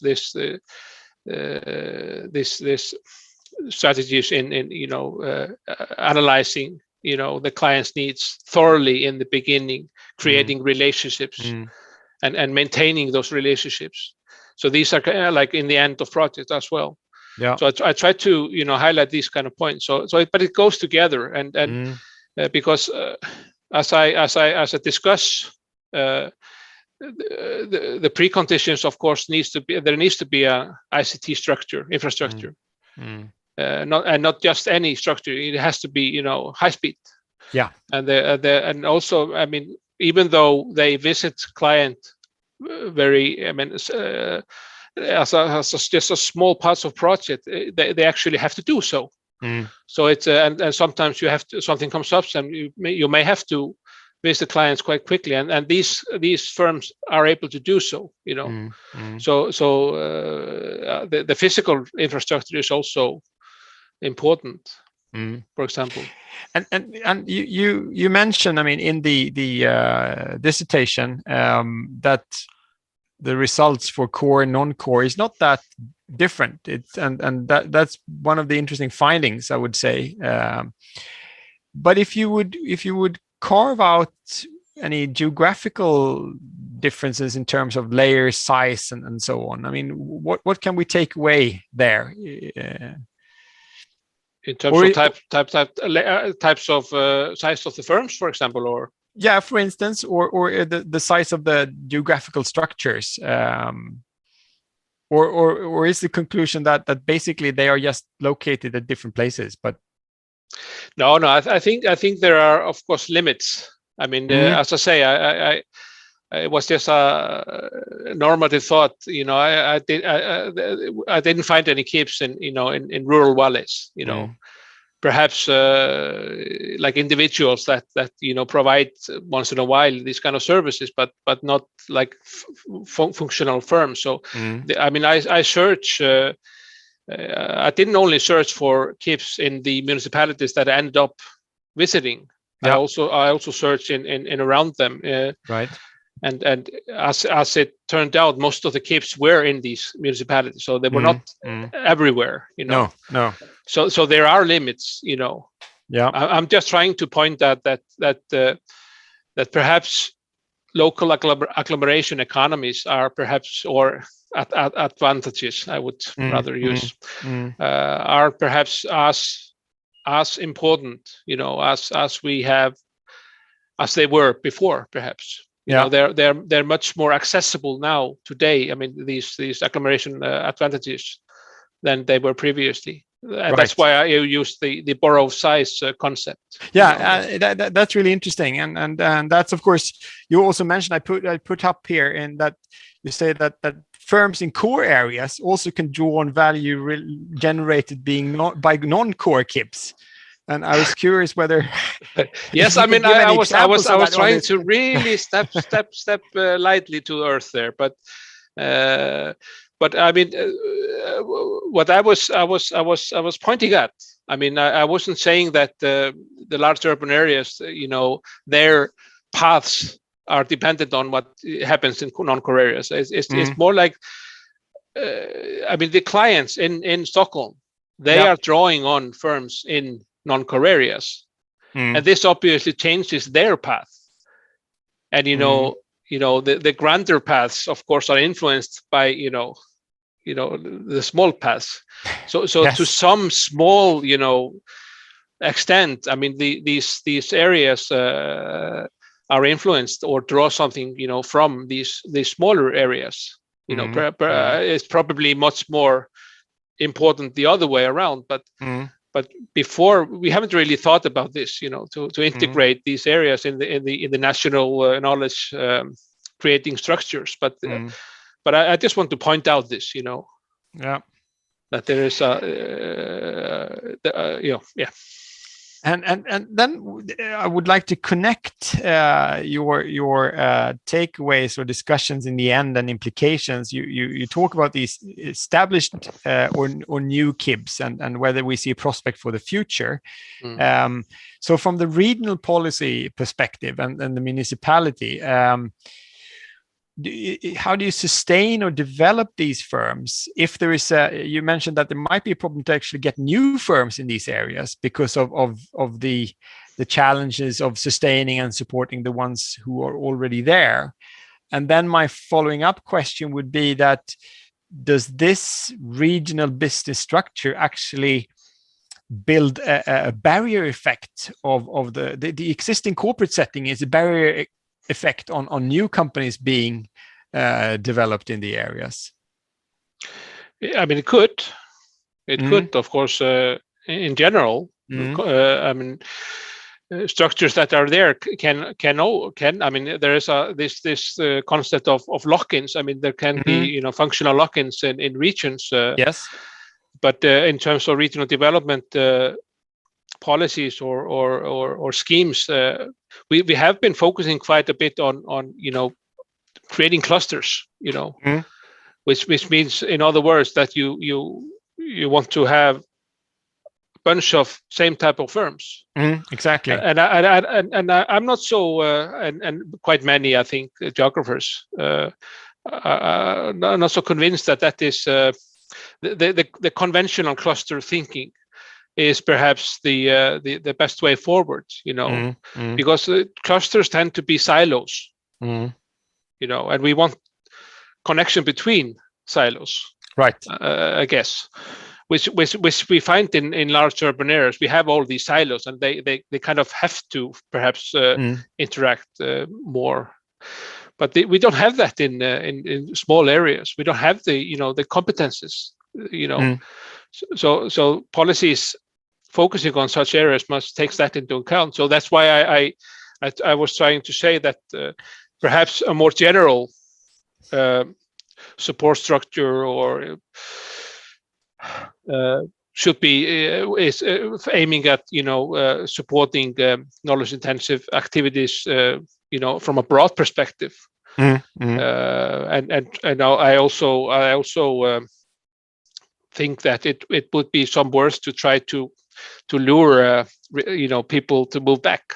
That's one thing, but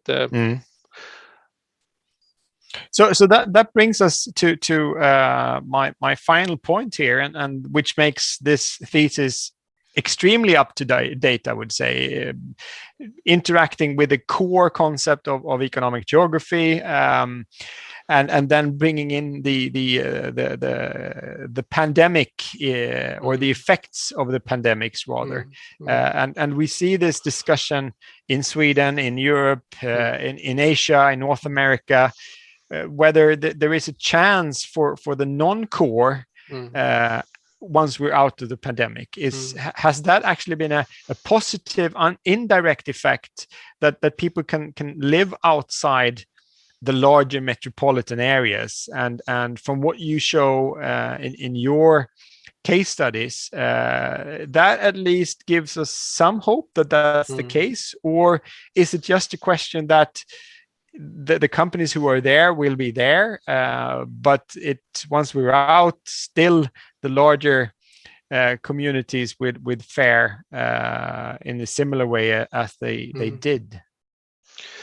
I think there are great potentials here. I mean, one of the key things that an argument that I put forward way before COVID is a key factor that younger generations are much more willing and able to interact and conduct business over distance than previous ones. I mean, this is a generation thing. That's why introducing a technology doesn't always solve things. You have to get people used to it as well. Yeah. And so increased usage is a key factor here. Besides ICT development, and this I mean, as we all know. And this defense, is a witness of. I mean, this is things go around now through the internet. Is that people now has been forced not just to interact over distance, but also get to know these applications much. I mean, from a different perspective. We had Skype and Zoom before, but we knew 1% of what is possible. All this screen sharing and document sharing and God knows. So this kind of, so it's illogical to think that this period has even increased further abilities of people to interact. But I think there is as equally important to consider and discuss the limitations of this as well. Working from home, working over distance. There are also limitations of this. There are things that we can do over distance. There are other things that we cannot do over distance as well. So I think, but this is interesting to really dig into and conduct research on. But I think it's likely that this increases at least the abilities of people to interact over distance. Do you think it would be a push to some people who feel that they didn't really dare moving back, connecting to your discussion on returnees, that they actually see that it is possible to return and you could actually still keep the same job even? Yeah. I think so. I think this. I mean, there are many factors that influence people to move.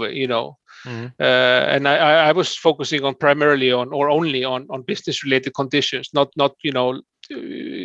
general quality of life type of things.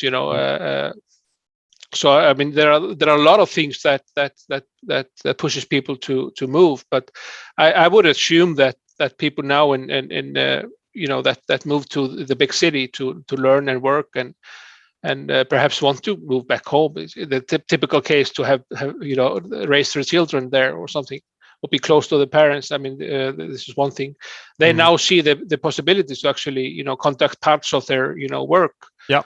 There. So I think that, but I don't think it will so much be vice versa.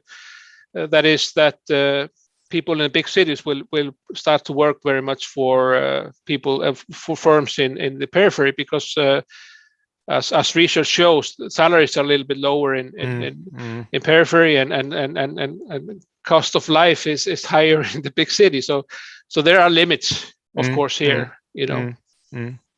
But I would like to even go a little bit outside my generalization comfort zone and say this. Yes, I definitely think this will change quite a bit, but it has been changing for a long time,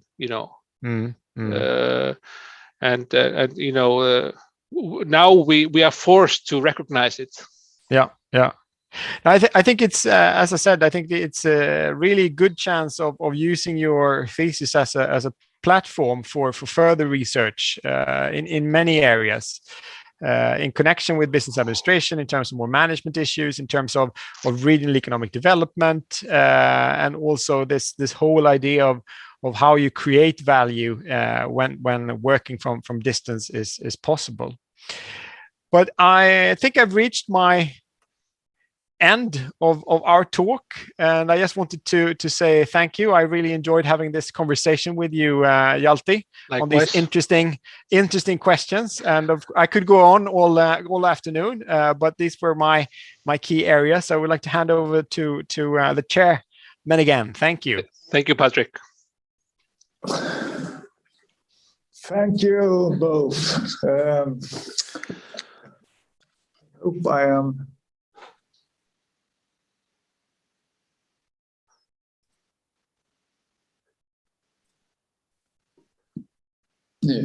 Hello. Yes, now you are. Okay. So thank you both. Very interesting and a very informed discussion. So I really enjoyed it.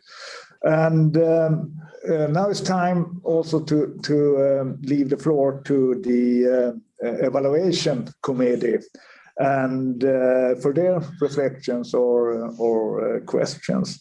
And I know that Brita Hermelin is first to enter this discussion. Okay, Brita, the floor is yours. Thank you.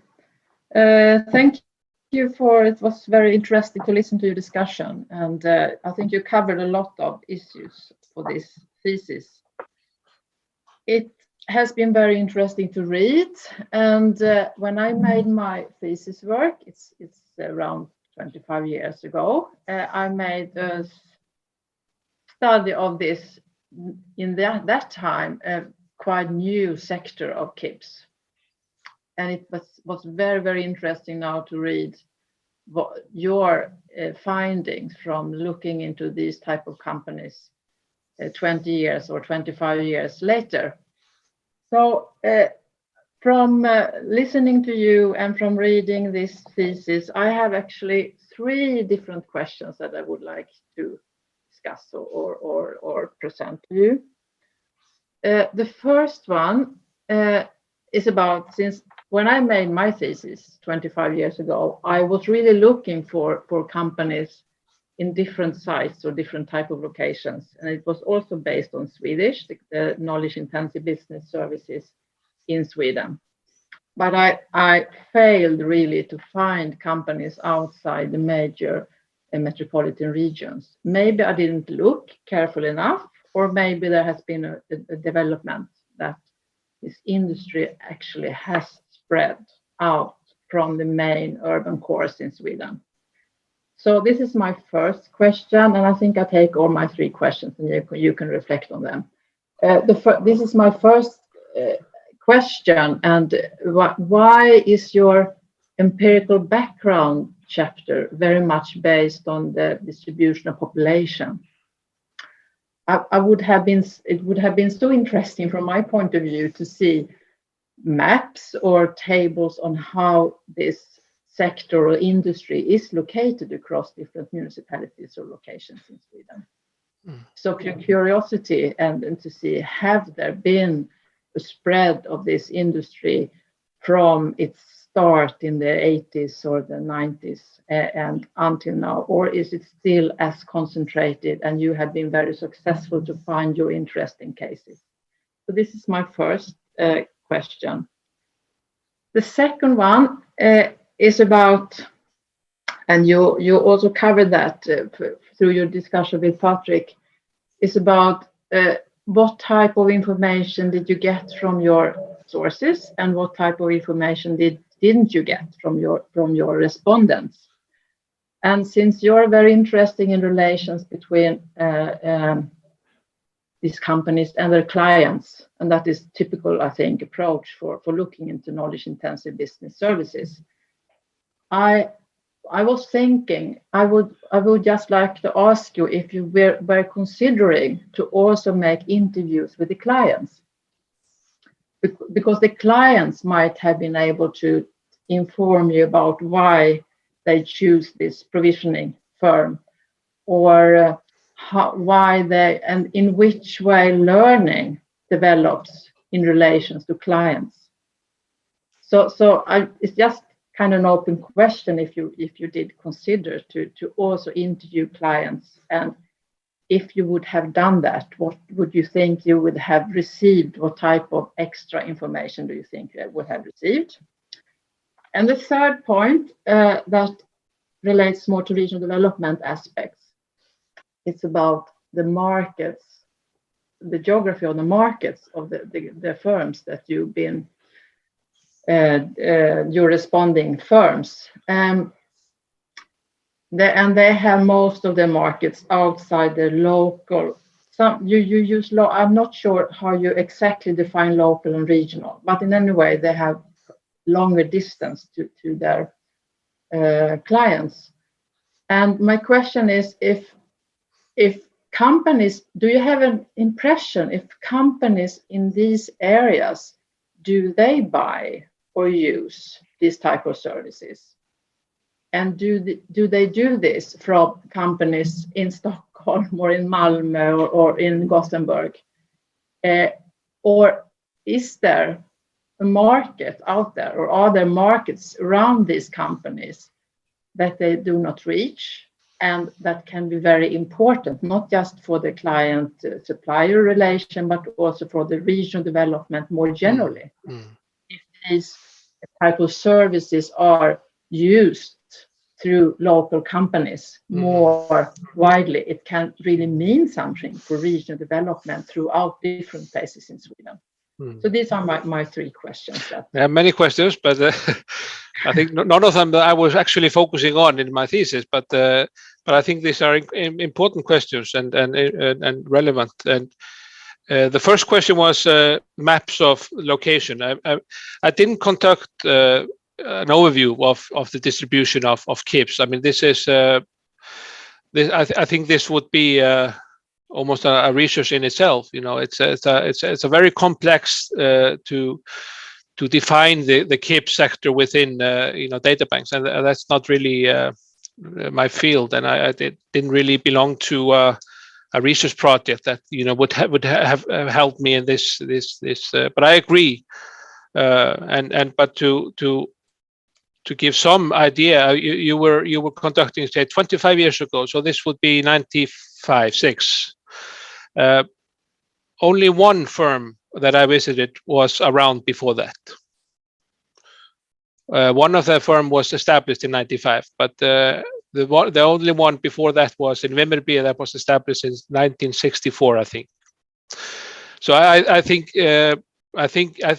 don't think you did bad work in finding firms. I don't think they existed that much. And if you look at, and you compared this actually to abilities of people to interact over distance at that time as well, it was much less. It was primarily larger cities that were connected. So it makes sense. But I mean, in these areas that I visited, in Kalmar County and Norrbotten County. I only under the definition that I use identified 19 KIPs, and was able to visit 8.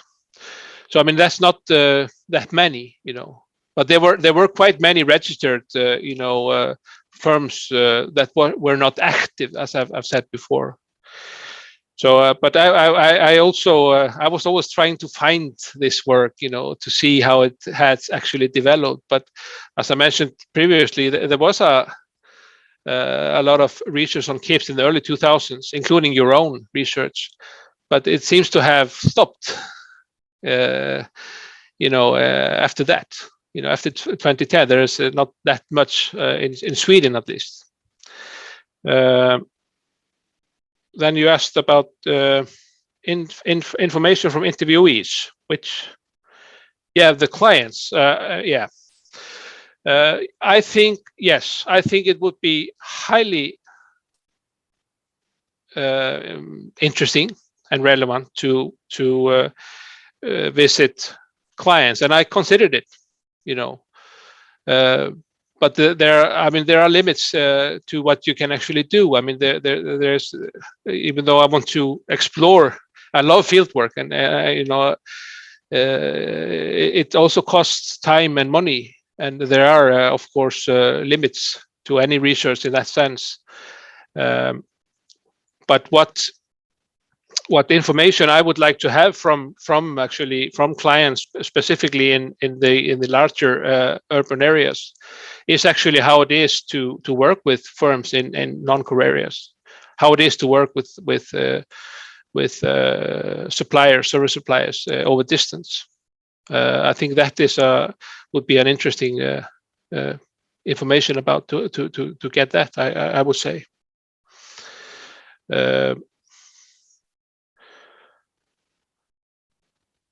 Local clients, difference in clients. Yes, there was some difference in clients. Most clients are in extra regional settings. You were confused about what I mean by local, and I defined it as clients that are within 45 minutes commuting or transport. If the clients are within 45 minutes in transport, then it's local. Everything outside that is non-local or extra regional. But as it turned out, most of the clients, the biggest market is Stockholm. I didn't receive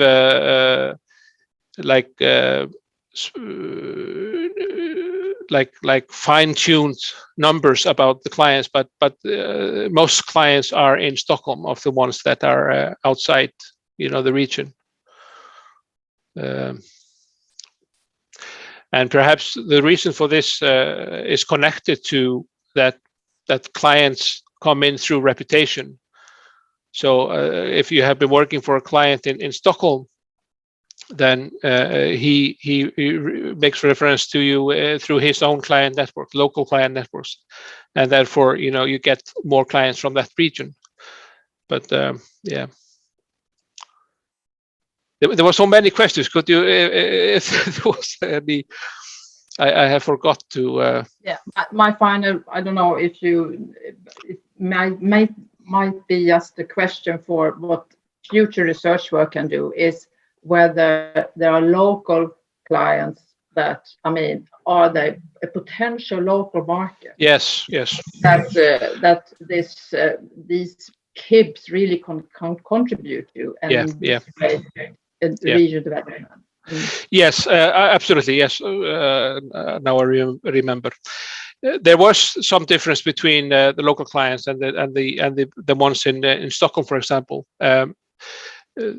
My interviewer said that the local clients were less willing to pay what it cost. The Stockholm market was willing to pay a little bit more for their services. So there was more of clients, small firms in the non-core areas that wanted to receive their services for little money. So there was a part of their work was to show, you know, the firms there why this is important and why it's okay to spend a little bit money on good internet homepage, etc., or advertising strategies. But this is one of the reasons that they perhaps focus more on extra regional client markets. But in terms of how they can influence the local development, I mean, that is obvious. I mean, their role is to bring in knowledge, you know, to external knowledge and assist firms to develop, you know, to something new. So the potentiality for, you know, that these firms can actually influence regional development in these areas is on the table. I mean, this is I would say this is quite possible. And of course, I mean, they have local clients, so they already are influencing, you know, locals in that sense. But this, I mean, regional development is obviously a complex, you know, process. There's so many factors. I'm just looking at one, you know, little part of it, you know. Thank you. Oh, I hope I answered your question to some Okay, extent. thank you, Brita. And then we turn to Johan Jansson for his questions or reflections. Welcome. Thank you, and thank you for a really interesting discussion so far. I think Patrik already did a really good job in sort of contextualizing this sort of highly timely topic of this thesis. I think both in the sort of emerging debate on sort of trying to look beyond the core, beyond the urban, so to speak. Both in the sense of understanding process of innovation, but also this type of questions that you bring up. And you refer to, I think, also to relevant literature and discussions within this. But also, I mean, to the sort of latest developments during the COVID-19. And I guess these days everyone can call themselves basically geographer, because everyone has something to say about, you know, what we can and cannot do over distance. But it seems, at least from my point of view, that you want to challenge this norm of urban or the core, so to speak, which I think this is a very sort of this is a good thing in geography in general, from many points of view. And just by the name of your thesis, knowledge-intensive businesses, services in non-core areas, you try to challenge the idea of the urban norm. But do you really? That would be my question. Because you use the kind of vocabulary and sort of, you argue for compensating local disadvantages. And just listen to that type of formulation. So does this challenge the norm, or do you think, a renewed vocabulary or a sort of conceptual development in order to grasp the advantages and possibilities of the non-core? And is this sort of a responsibility for us as geographers? And I also think this sort of very much links to discussions that you do have in your thesis around the returnees, for example, and the idea of loyalty, because that goes hand in hand with discussions on what is value in these cases, and what is value and for whom. I think you do a great job in doing this, but I do not think you not always go thoroughly in the discussion of sort of challenging these norms of the core and the urban. So that was my first question. I have another question that I want to tell also, because Can I perhaps respond, because I get a little bit confused with many questions. Is it okay? Yeah, do please. Yes. Well, I do not really.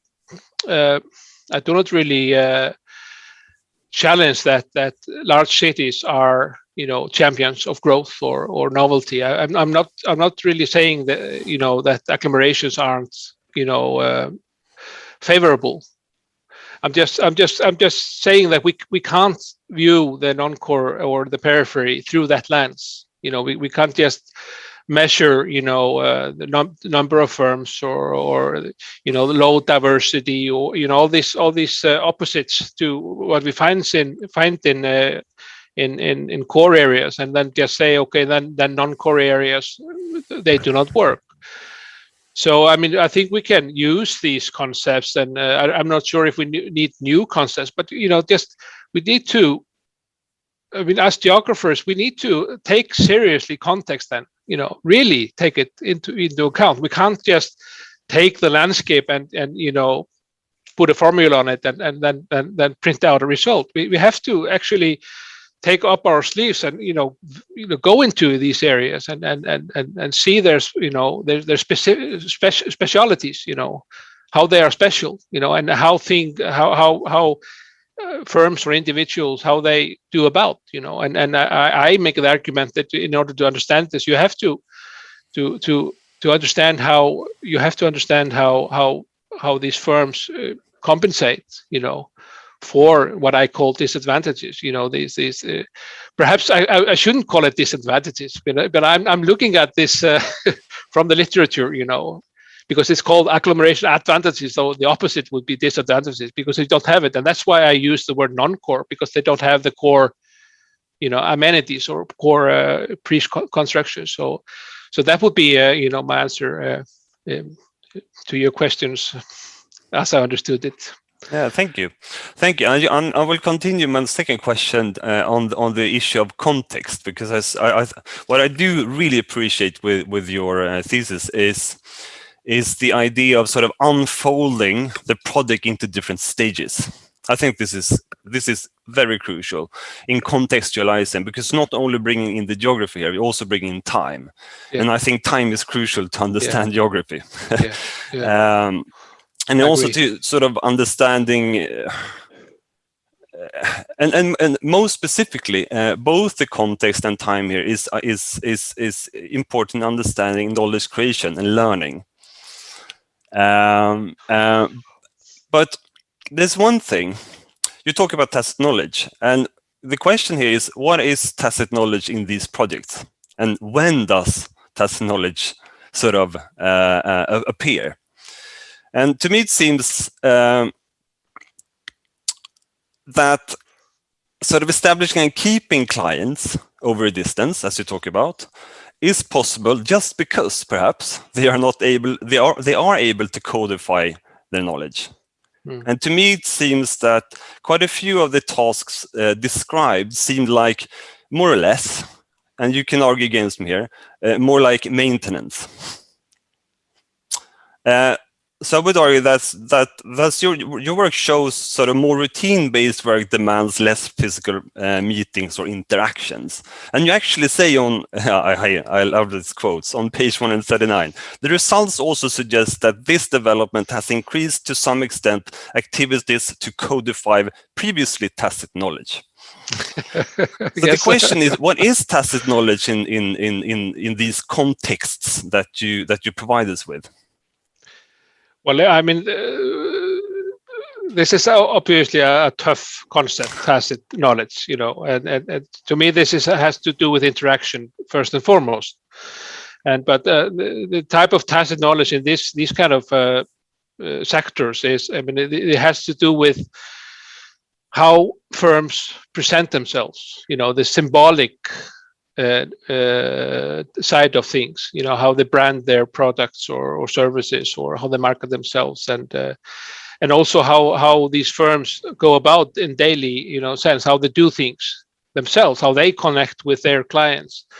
So it's that kind of knowledge that is tacit, but the key here is how you actually interact this kind of knowledge.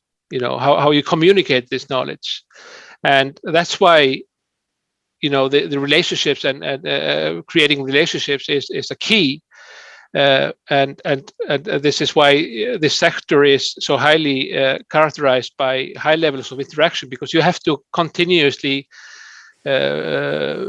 interact with clients in order to understand really this tacit dimension in their activities. And it's not so much that you transfer, tacit knowledge, so to speak. I mean, or you codify it and then transfer it. It's you're creating something. It's that's why I draw in this international big international KIPs, Bettencourt, the research that they try to highlight that this is not about the transfer of tacit knowledge, it's about creating knowledge through social interaction. So that's what I mean by this, and over time, I think then what might have been more tacit, in the sense that a lot of the knowledge that you need in order to create value is you have to source for new knowledge. You have to search for knowledge for example on the internet, and there you have a lot of forums. You have a lot of tutoring videos, which are quite advanced. And that's one part of what I mean by that this communication of something that was previously primarily interacted or communicated in person, in face-to-face, is now online. That's what I referred to. But I totally agree. This has been pointed out by my supervisor, especially one. I won't name any names, but this is one of the sensitive issues. I'm not saying that tacit knowledge does not play a role here, and there's a tacit dimension, but I think this more tacit dimension or elements of this kind of value creation and learning process is much more conductible now over distance than before. But this is a little bit blurry area. I totally agree with this. I totally agree that tacit knowledge is or I think it's crucial in understand this, especially when dividing up, for example, projects in different stages, to understand when we are talking about tacit knowledge. I've got so many more questions, but I won't ask them now. But I keep them in my mind, and when we meet next time, I will ask them. Yeah, I hope so. Thank you, Johan. Thank you very much. Thank you, Johan. Interesting discussion again. And now you have my colleague on the left, have some chances to also interfere in the discussion here. Ola, the floor is yours. Okay, thank you. And thank you for interesting arguments here before. And you have taken all that I was thinking about asking, almost.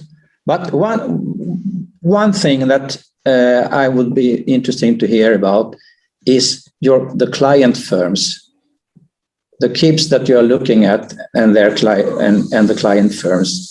It was touched upon earlier that how competitive these firms are, or how robust they are in the setting they are working in. And that is one very simple analysis is about the value chain. Where are they positioned, the clients? Are they end producers of services, or are they also somewhere in the value chain? And that says something about how important your firm's KIPs are in that perspective. So it is just out of curiosity. Did you have some kind of? You must have some kind of knowledge about the client firms, where they are positioned, so to say. Well, I know. I mean, I focused on. I try to understand if they focus on specific clients, or if they have what type of clients they have, and as it turned out, there is not really any specific limitation on this. So they have clients from all sorts of sectors and such. But of course, this means that the clients are in their own location in the value chain. I didn't really focus much on it, but I mean, we have retail, we have public service organizations, and we have wholesalers, we have manufacturers. So we have all sorts of locations in their own value chains, of course. you know, and the firms that I was focusing on, I mean, the KIPs themselves, they are we can see you. They are focusing on you know, the marketing part of the clients, their image, their communication strategies, etc. But there are yes, I would say that they are located in various places or stages of the value chain, you know, whether it's national or international. But okay. I wasn't really, as Brita was asking, I really, this would be actually one of the things that I would receive if focusing on clients as well, you know. Okay. I'm going back to the strategy or the policy aspects of things. And you had chosen to of course, focus on the business side of agglomerations or the local contexts, really. Yeah. If you look at some kind of policy perspective, if you were a public servant or a politician responsible for your municipality or the development of your region, what kind of measures could be helpful to support your kind of KIBs? Besides ICT, then besides, yeah. Yeah, that is given. They wouldn't work without that. No. But I mean, the only really challenge, which was of surprise, that there were so few challenges actually, was the competence. You know, local competences, the scarcities of local competences. So I mean,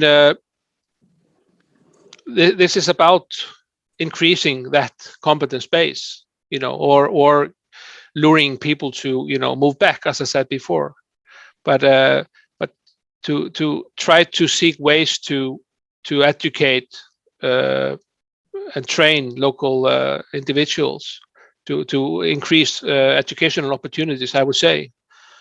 And I would actually think that there are possibilities of distance education now. It have increased quite a bit now. So there are opportunities to increase or enhance local knowledge competence bases through distance learning as well. But I think it would be to focus on competence building. That is obvious, an obvious factor. But I think I wasn't focusing on it in my research, but the quality of life, it matters, you know. You know, people want to must be, you know, they have to want to live there, you know. So there are factors there that play an important role, of course, you know, the school system, the service level, and so forth. So yeah, so on. But I'm not sure if I'm answering your questions. If you're searching for something specific, but yeah. But this is speculations. Did your firms express any such wishing for the different kinds of resources? Specifically competence related. I actually, when I first visited my firms, I included questions if they received any specific support from government, local government, or if they actually wanted some support from the local government. But it was they were surprisingly not interested in that. They didn't really want to know about politicians, but they discussed this. You know, that this there could be a better competence development in the region, and also. They actually, some of them complained that legislation was much more designed for big houses with chimneys than small firms. You know, this was a challenge. You know, but I think that is another discussion. You know, the regulation framework around small firms, which, by the way, are you know, most firms are small. So that is perhaps another issue, but the competence base is, I mean, the most important one. I think none of these kind of firms would work without people with specific skills and education. Okay, thank you. A final speculation, really. The next generation of KIPS entrepreneurs, where or how will they source their knowledge and competencies? You fell out a little bit, sorry. Yeah. If you look at the next generation of KIPS, now we have a sample of KIPS today. What do you mean by next generation? Just new kids? In 10 or 20 years' time or something like that. Okay. They're coming new young people into the business, I suppose. Yes. How will they source their knowledge and competencies? Will it be gradually much more via the net, or is there still inertia in the system of how you gain knowledge? Well, if you take the current situation, with all of these firms, whether we're non-core or in Malmö, they source almost all knowledge through the internet. So I would assume that this would not change much. I think people will continue to interact and source knowledge over distance. I think it's likely that it would be so in 10 years, but it's very difficult to predict how things will change. But already people are able much more than before to interact and draw learning over distance. So I think this. I think it's likely that this will continue to be like this. So it's much more about other factors, actually, where people actually want to live. So it comes down to other factors, other local factors. Okay, thank you, Hjalti. There is a lot we could discuss even more, but we won't do it now because I think I said the stop there. Thank you, Ola. Thank you, Ola.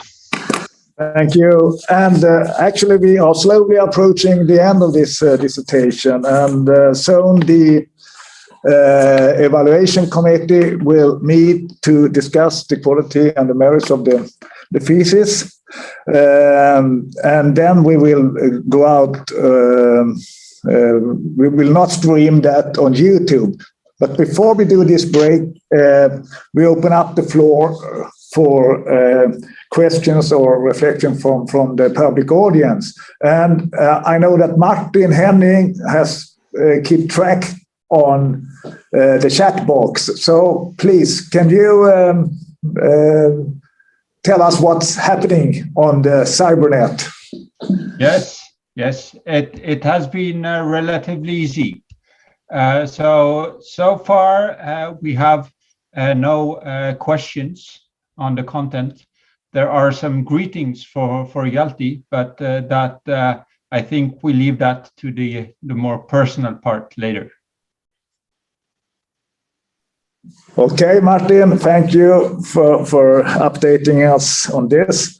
And now we will, as I said, stop the streaming for a while, for maybe in half an hour, for the discussion in the evaluations committee. And then we will come back when we have a result. So see you soon. Thank you.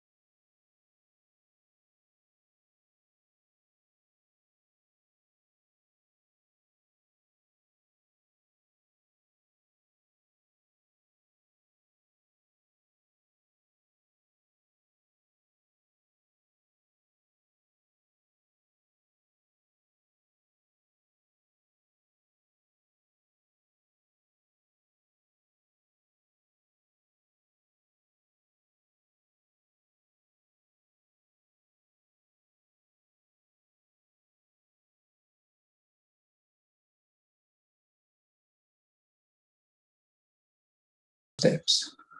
Ja. Då är vi live. Japp. Okej. Bra Hjalti. Can you see me? Nu ser vi dig, Hjalti. Okay. Okay. Du hör oss. Okay. Everybody, welcome back. The committee has come up with a decision, and I leave the floor for the chairman of the committee, Associated Professor Ola Jonsson.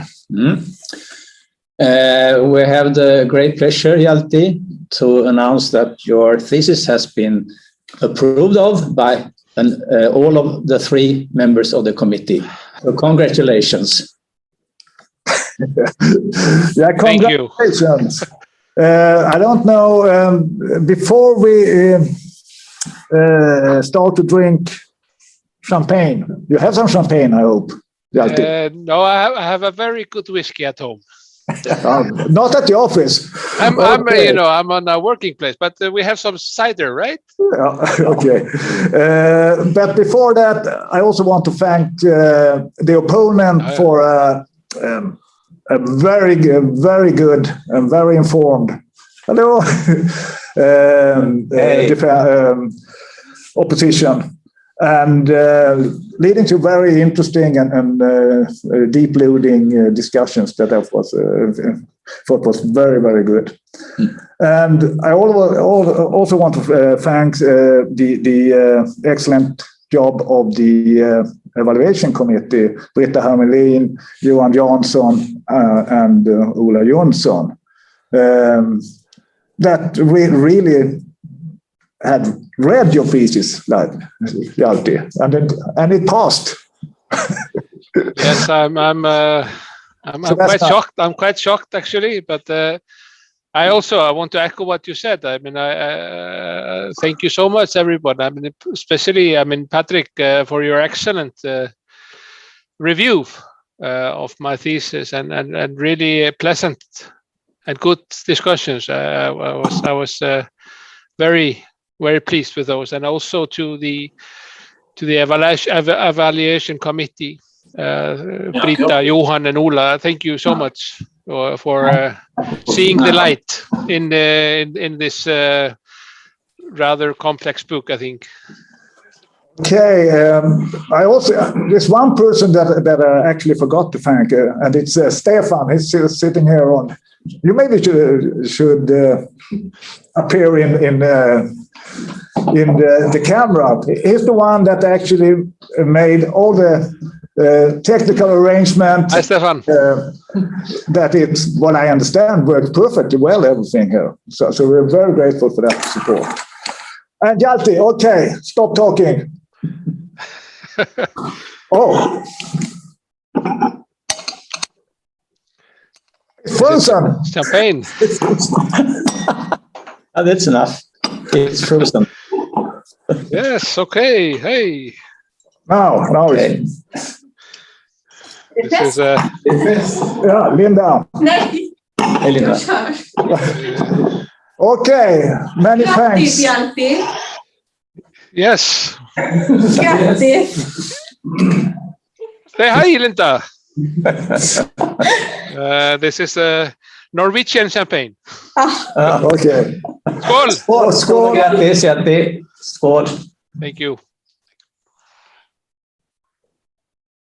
We would have to. I would love to thank you properly to my supervisors and a better occasion.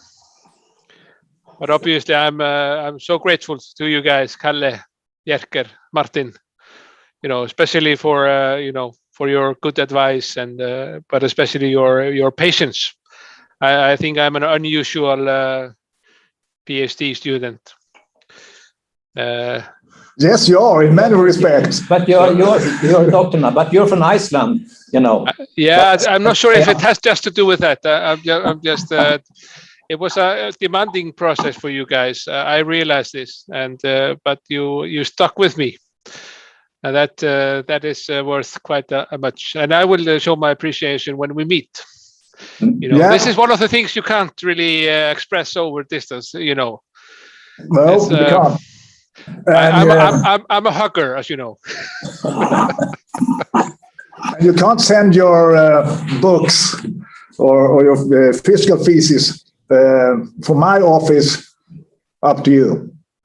So you actually need to come down and get that package out of my office. Yes, I will. And when you do that, you're going to supervise me as well, but not when it comes to the academic work. It's more about my lousy golf swing. Yes. I expect some support there, Hjalti. Otherwise, it's going to be really I will do my best. It's hopeless, Hjalti. Well, I actually have done some work on him already, you know. When I talked to Kalle by telephone the other day, and I heard that he wasn't at the office.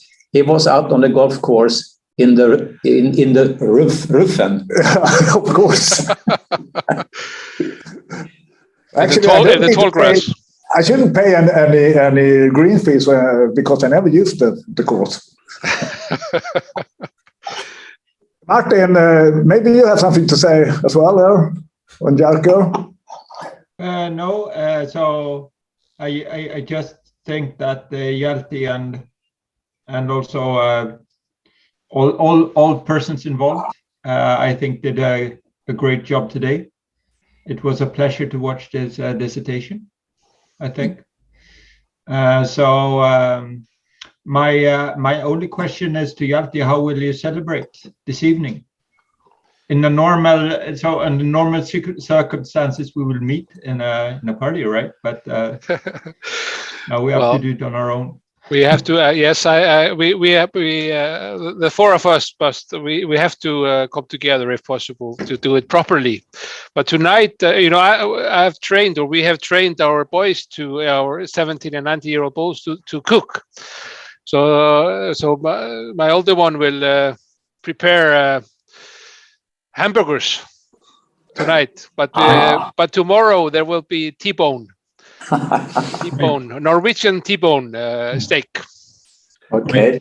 And I bought a 16-year-old whiskey bottle for this occasion, so I will enjoy myself.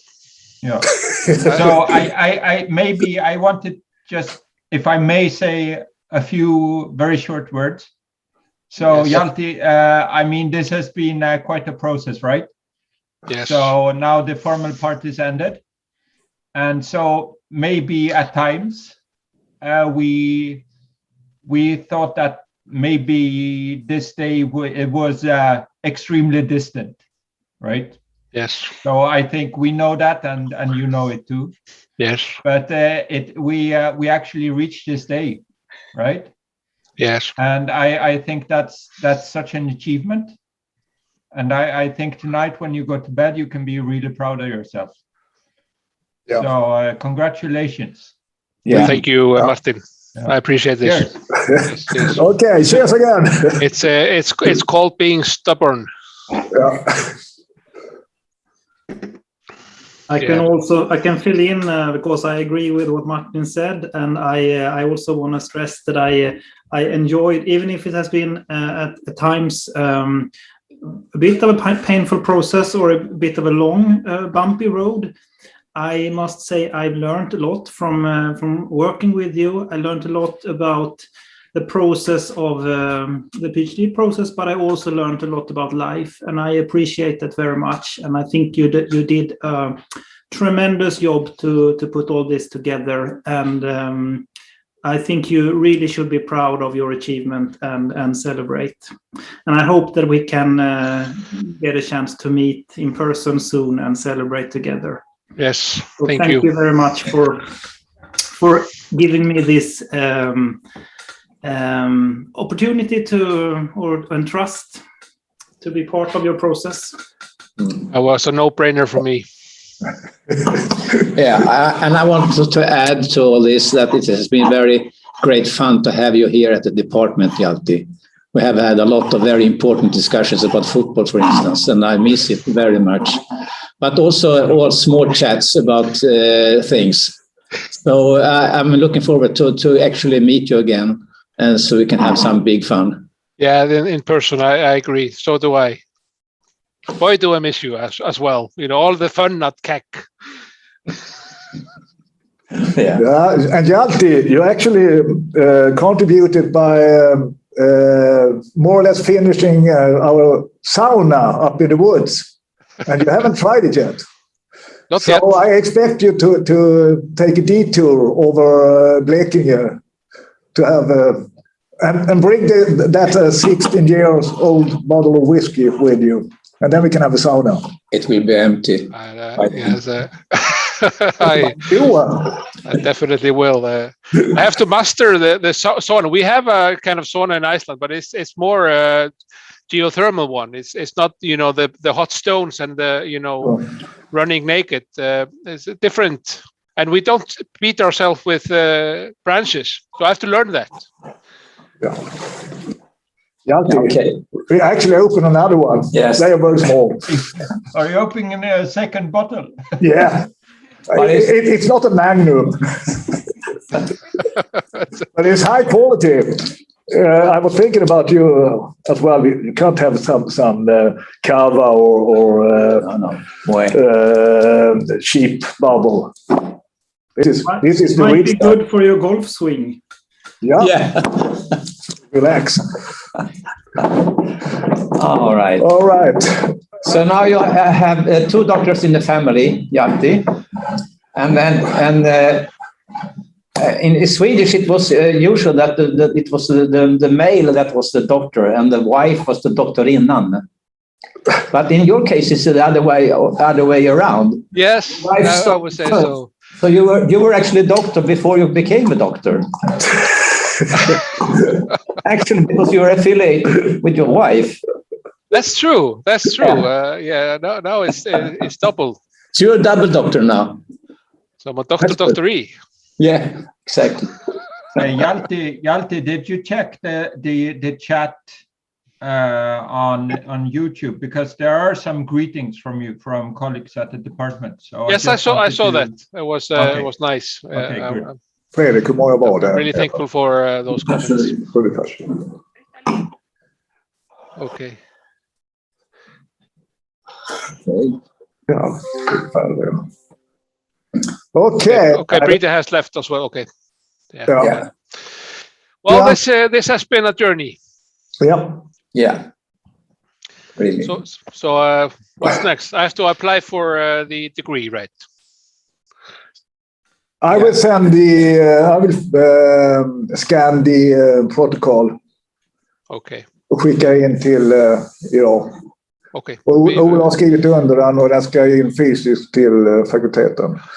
Och sen ska du ansöka om examen. Jag vet inte om du har alla dina betyg eller kurser registrerade. Det måste ta samtal med Thomas då. Germusson. Vi får se. Men nu tar vi examen. Nu tar vi alltid. Så blir vi i kontakt. Men om det var det jobbigaste kvar.